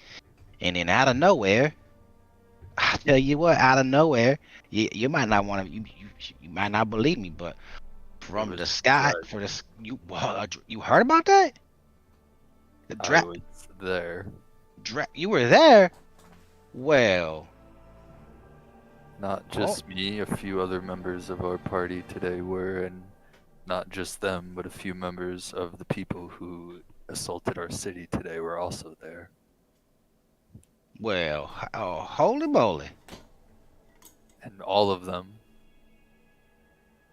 most of them, possess something like the flute you have, made with the same materials. Call them shards. A shard? Well, I got this flute from Setheron. So Setheron was he was my partner. He was my buddy. Only Sephiron friend. ever talked to himself? I mean, sometimes he talked to himself, but I thought maybe he was just working on his new bit. You know what I mean? We was a duo. But What happened? well, when that dragon did the dragon things, I got separated from Setheron, and all I know is that next time I came to, I'll go looking for Setheron, and he was underneath the stage. The stage had collapsed on top of him, and he was cut in two. And he told me, he said, Bucky. Well, it was more like Bucky, because he was bleeding out of his mouth, right? Fucking God. As I live and breathe, as I live and breathe, I was in complete dismay that he was still talking. He was cut in half. Anyhow, I'm sorry to hear that, Bucky. he said, Bucky, you need to live your dream. Go. And he said, take this flute. It's gonna bring you good luck. And I said, well, I'm a rabbit. I already have good luck, but I can use more luck. So I took that flute and I said, Setheron, well, time to split. And then I left. I took the flute and I left. You did say that Did to you him. really say that to a man cut in half? I mean, he was cut in half. What am I gonna do? The last laugh, I guess. Always the jokester. Oh, well, Bucky, I'm sorry about your friend, but knowing that you were there at the festival, something tells me you're here to do more than tell jokes. Whether you intend to or not. Well, you know, my dream is to one day be a royal jester. You know, they have the nice life in the world. You know, they take all the jokes and the kings and the queens and everything, eating the fancy meals. Maybe someday. Yeah, jesters are very cool. I always also thought that while I grew up as royalty. Well, I guess we should go on get down to get some call tonight. Getting kind of late, don't you think? Depends on who you ask. Fair point. Yeah, no, you're right. I think it's time I retire, but while you're here, and when you have time, maybe Bucky should inspect your flute a bit. You want me to inspect? You want me to inspect the flute? I can take a look at it. Nah, you know, spend some time with it, get to know it a little bit better. That shit. All right. Well, that's kind of weird, but okay, I can definitely take a look at that.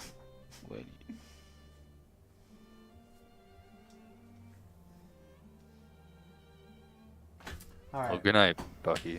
Well, yeah, good night. I'm gonna go make some flyers and pass them around town.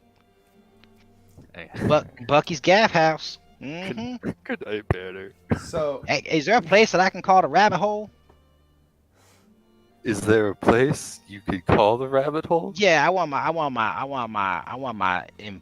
laugh emporium to be called the rabbit hole. You're laughing for you? Mm-hmm. Yeah. Has anyone ever tried to take your feet? My feet.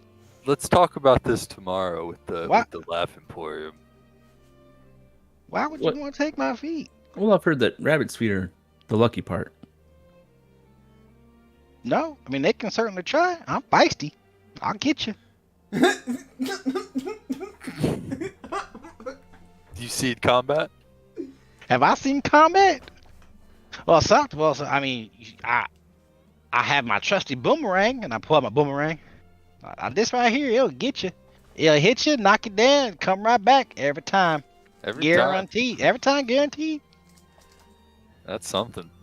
Mm-hmm. It hit you hard too. It hit you from like, I hit you from like 60 feet away. Every time? Every time. Okay. 60 feet, really? From Yeah. 60, from 60 Okay. feet. Exactly. All right. Yeah. 60, huh? Prove it. And I'll walk 60 feet away and let him throw it at me. You want me to throw my boomerang at you? He'll You be fine. you talk a big game. Let's see if you can do it. All right. Well, you know. Well, never discuss infinity with the mathematician. They can go on about it forever. And I cast Mantle of Majesty. Okay. When you do so, you see this. You At see 6th level. all of his fur turns like golden, What the fuck? and he starts. What are you, Super glowing Saiyan? Golden. I've made a mistake. And it's like shimmering diamonds all over. Like he's like putting off like shimmers of like diamond light. Okay. Mm-hmm. And I. Wait 1 second. It needs so. As any creature. So does he make a save on this? I don't think so. What does it do? Read it. Without expending it. Okay, I'm sorry. Oh, you cast. Oh, okay, never mind. Yeah. So basically, I'm casting. Allows me to cast command without using a spell slot. So what I'm gonna do is I'm gonna throw my boomerang. It's going to go around his head and come back towards me. So you need to make a wisdom saving throw of 16, Banner. What are you commanding him to do? Ooh. So I throw it, and I'm waiting for him to make. I throw the boomerang, so I can throw the boomerang.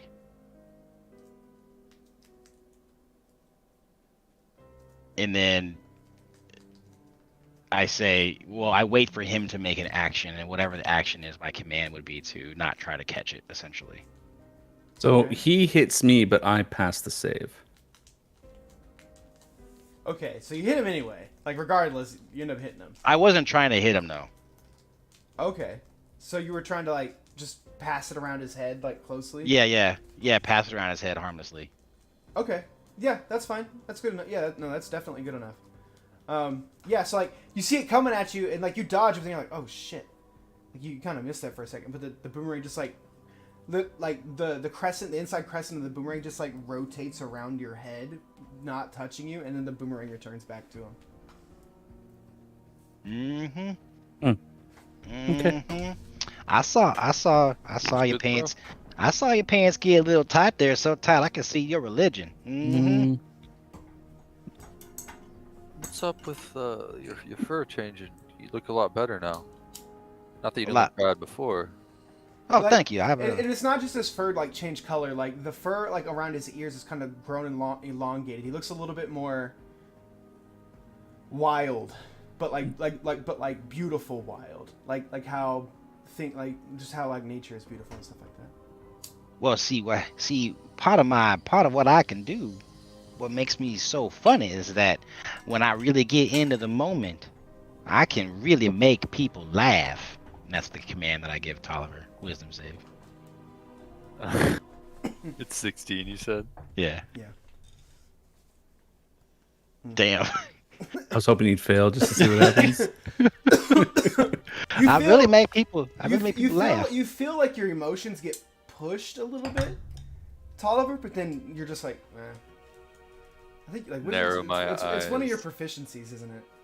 I think wisdom's yeah. Yes, it is. I just narrow Yeah. my eyes, and I'm like, you make them laugh. I can make people laugh, yeah. Some people laugh, some people don't laugh.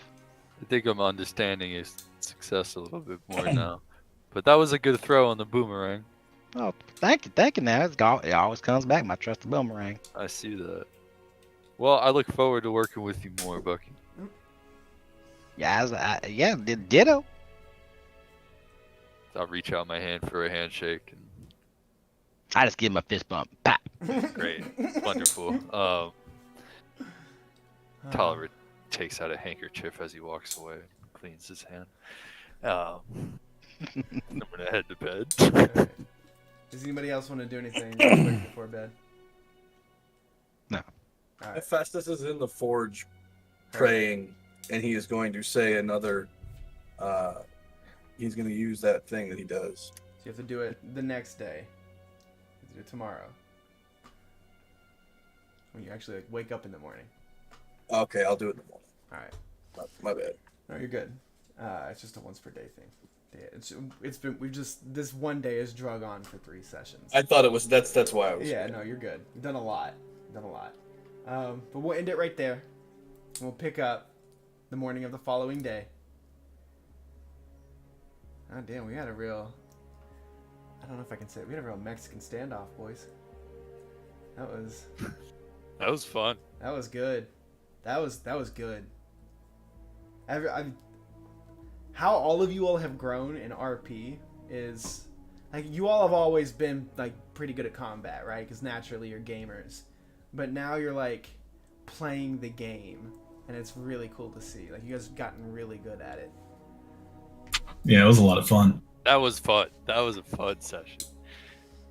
My fucking head hurts. I have yeah. been smiling I for haven't an hour and a half. Yeah, I haven't laughed that hard in My a while. cheeks are killing me. I had to Oh, mute Steve. myself because I was like, I can't even talk right now. Me too, Holy dude. shit. Well, Holy I know, shit. I'm not gonna take credit for how he did it, but I am gonna like when we were talking about like characters he would like he wanted to come back with a new character, and I was like, I don't know, something just hit me, and I was like, dude, play a bard.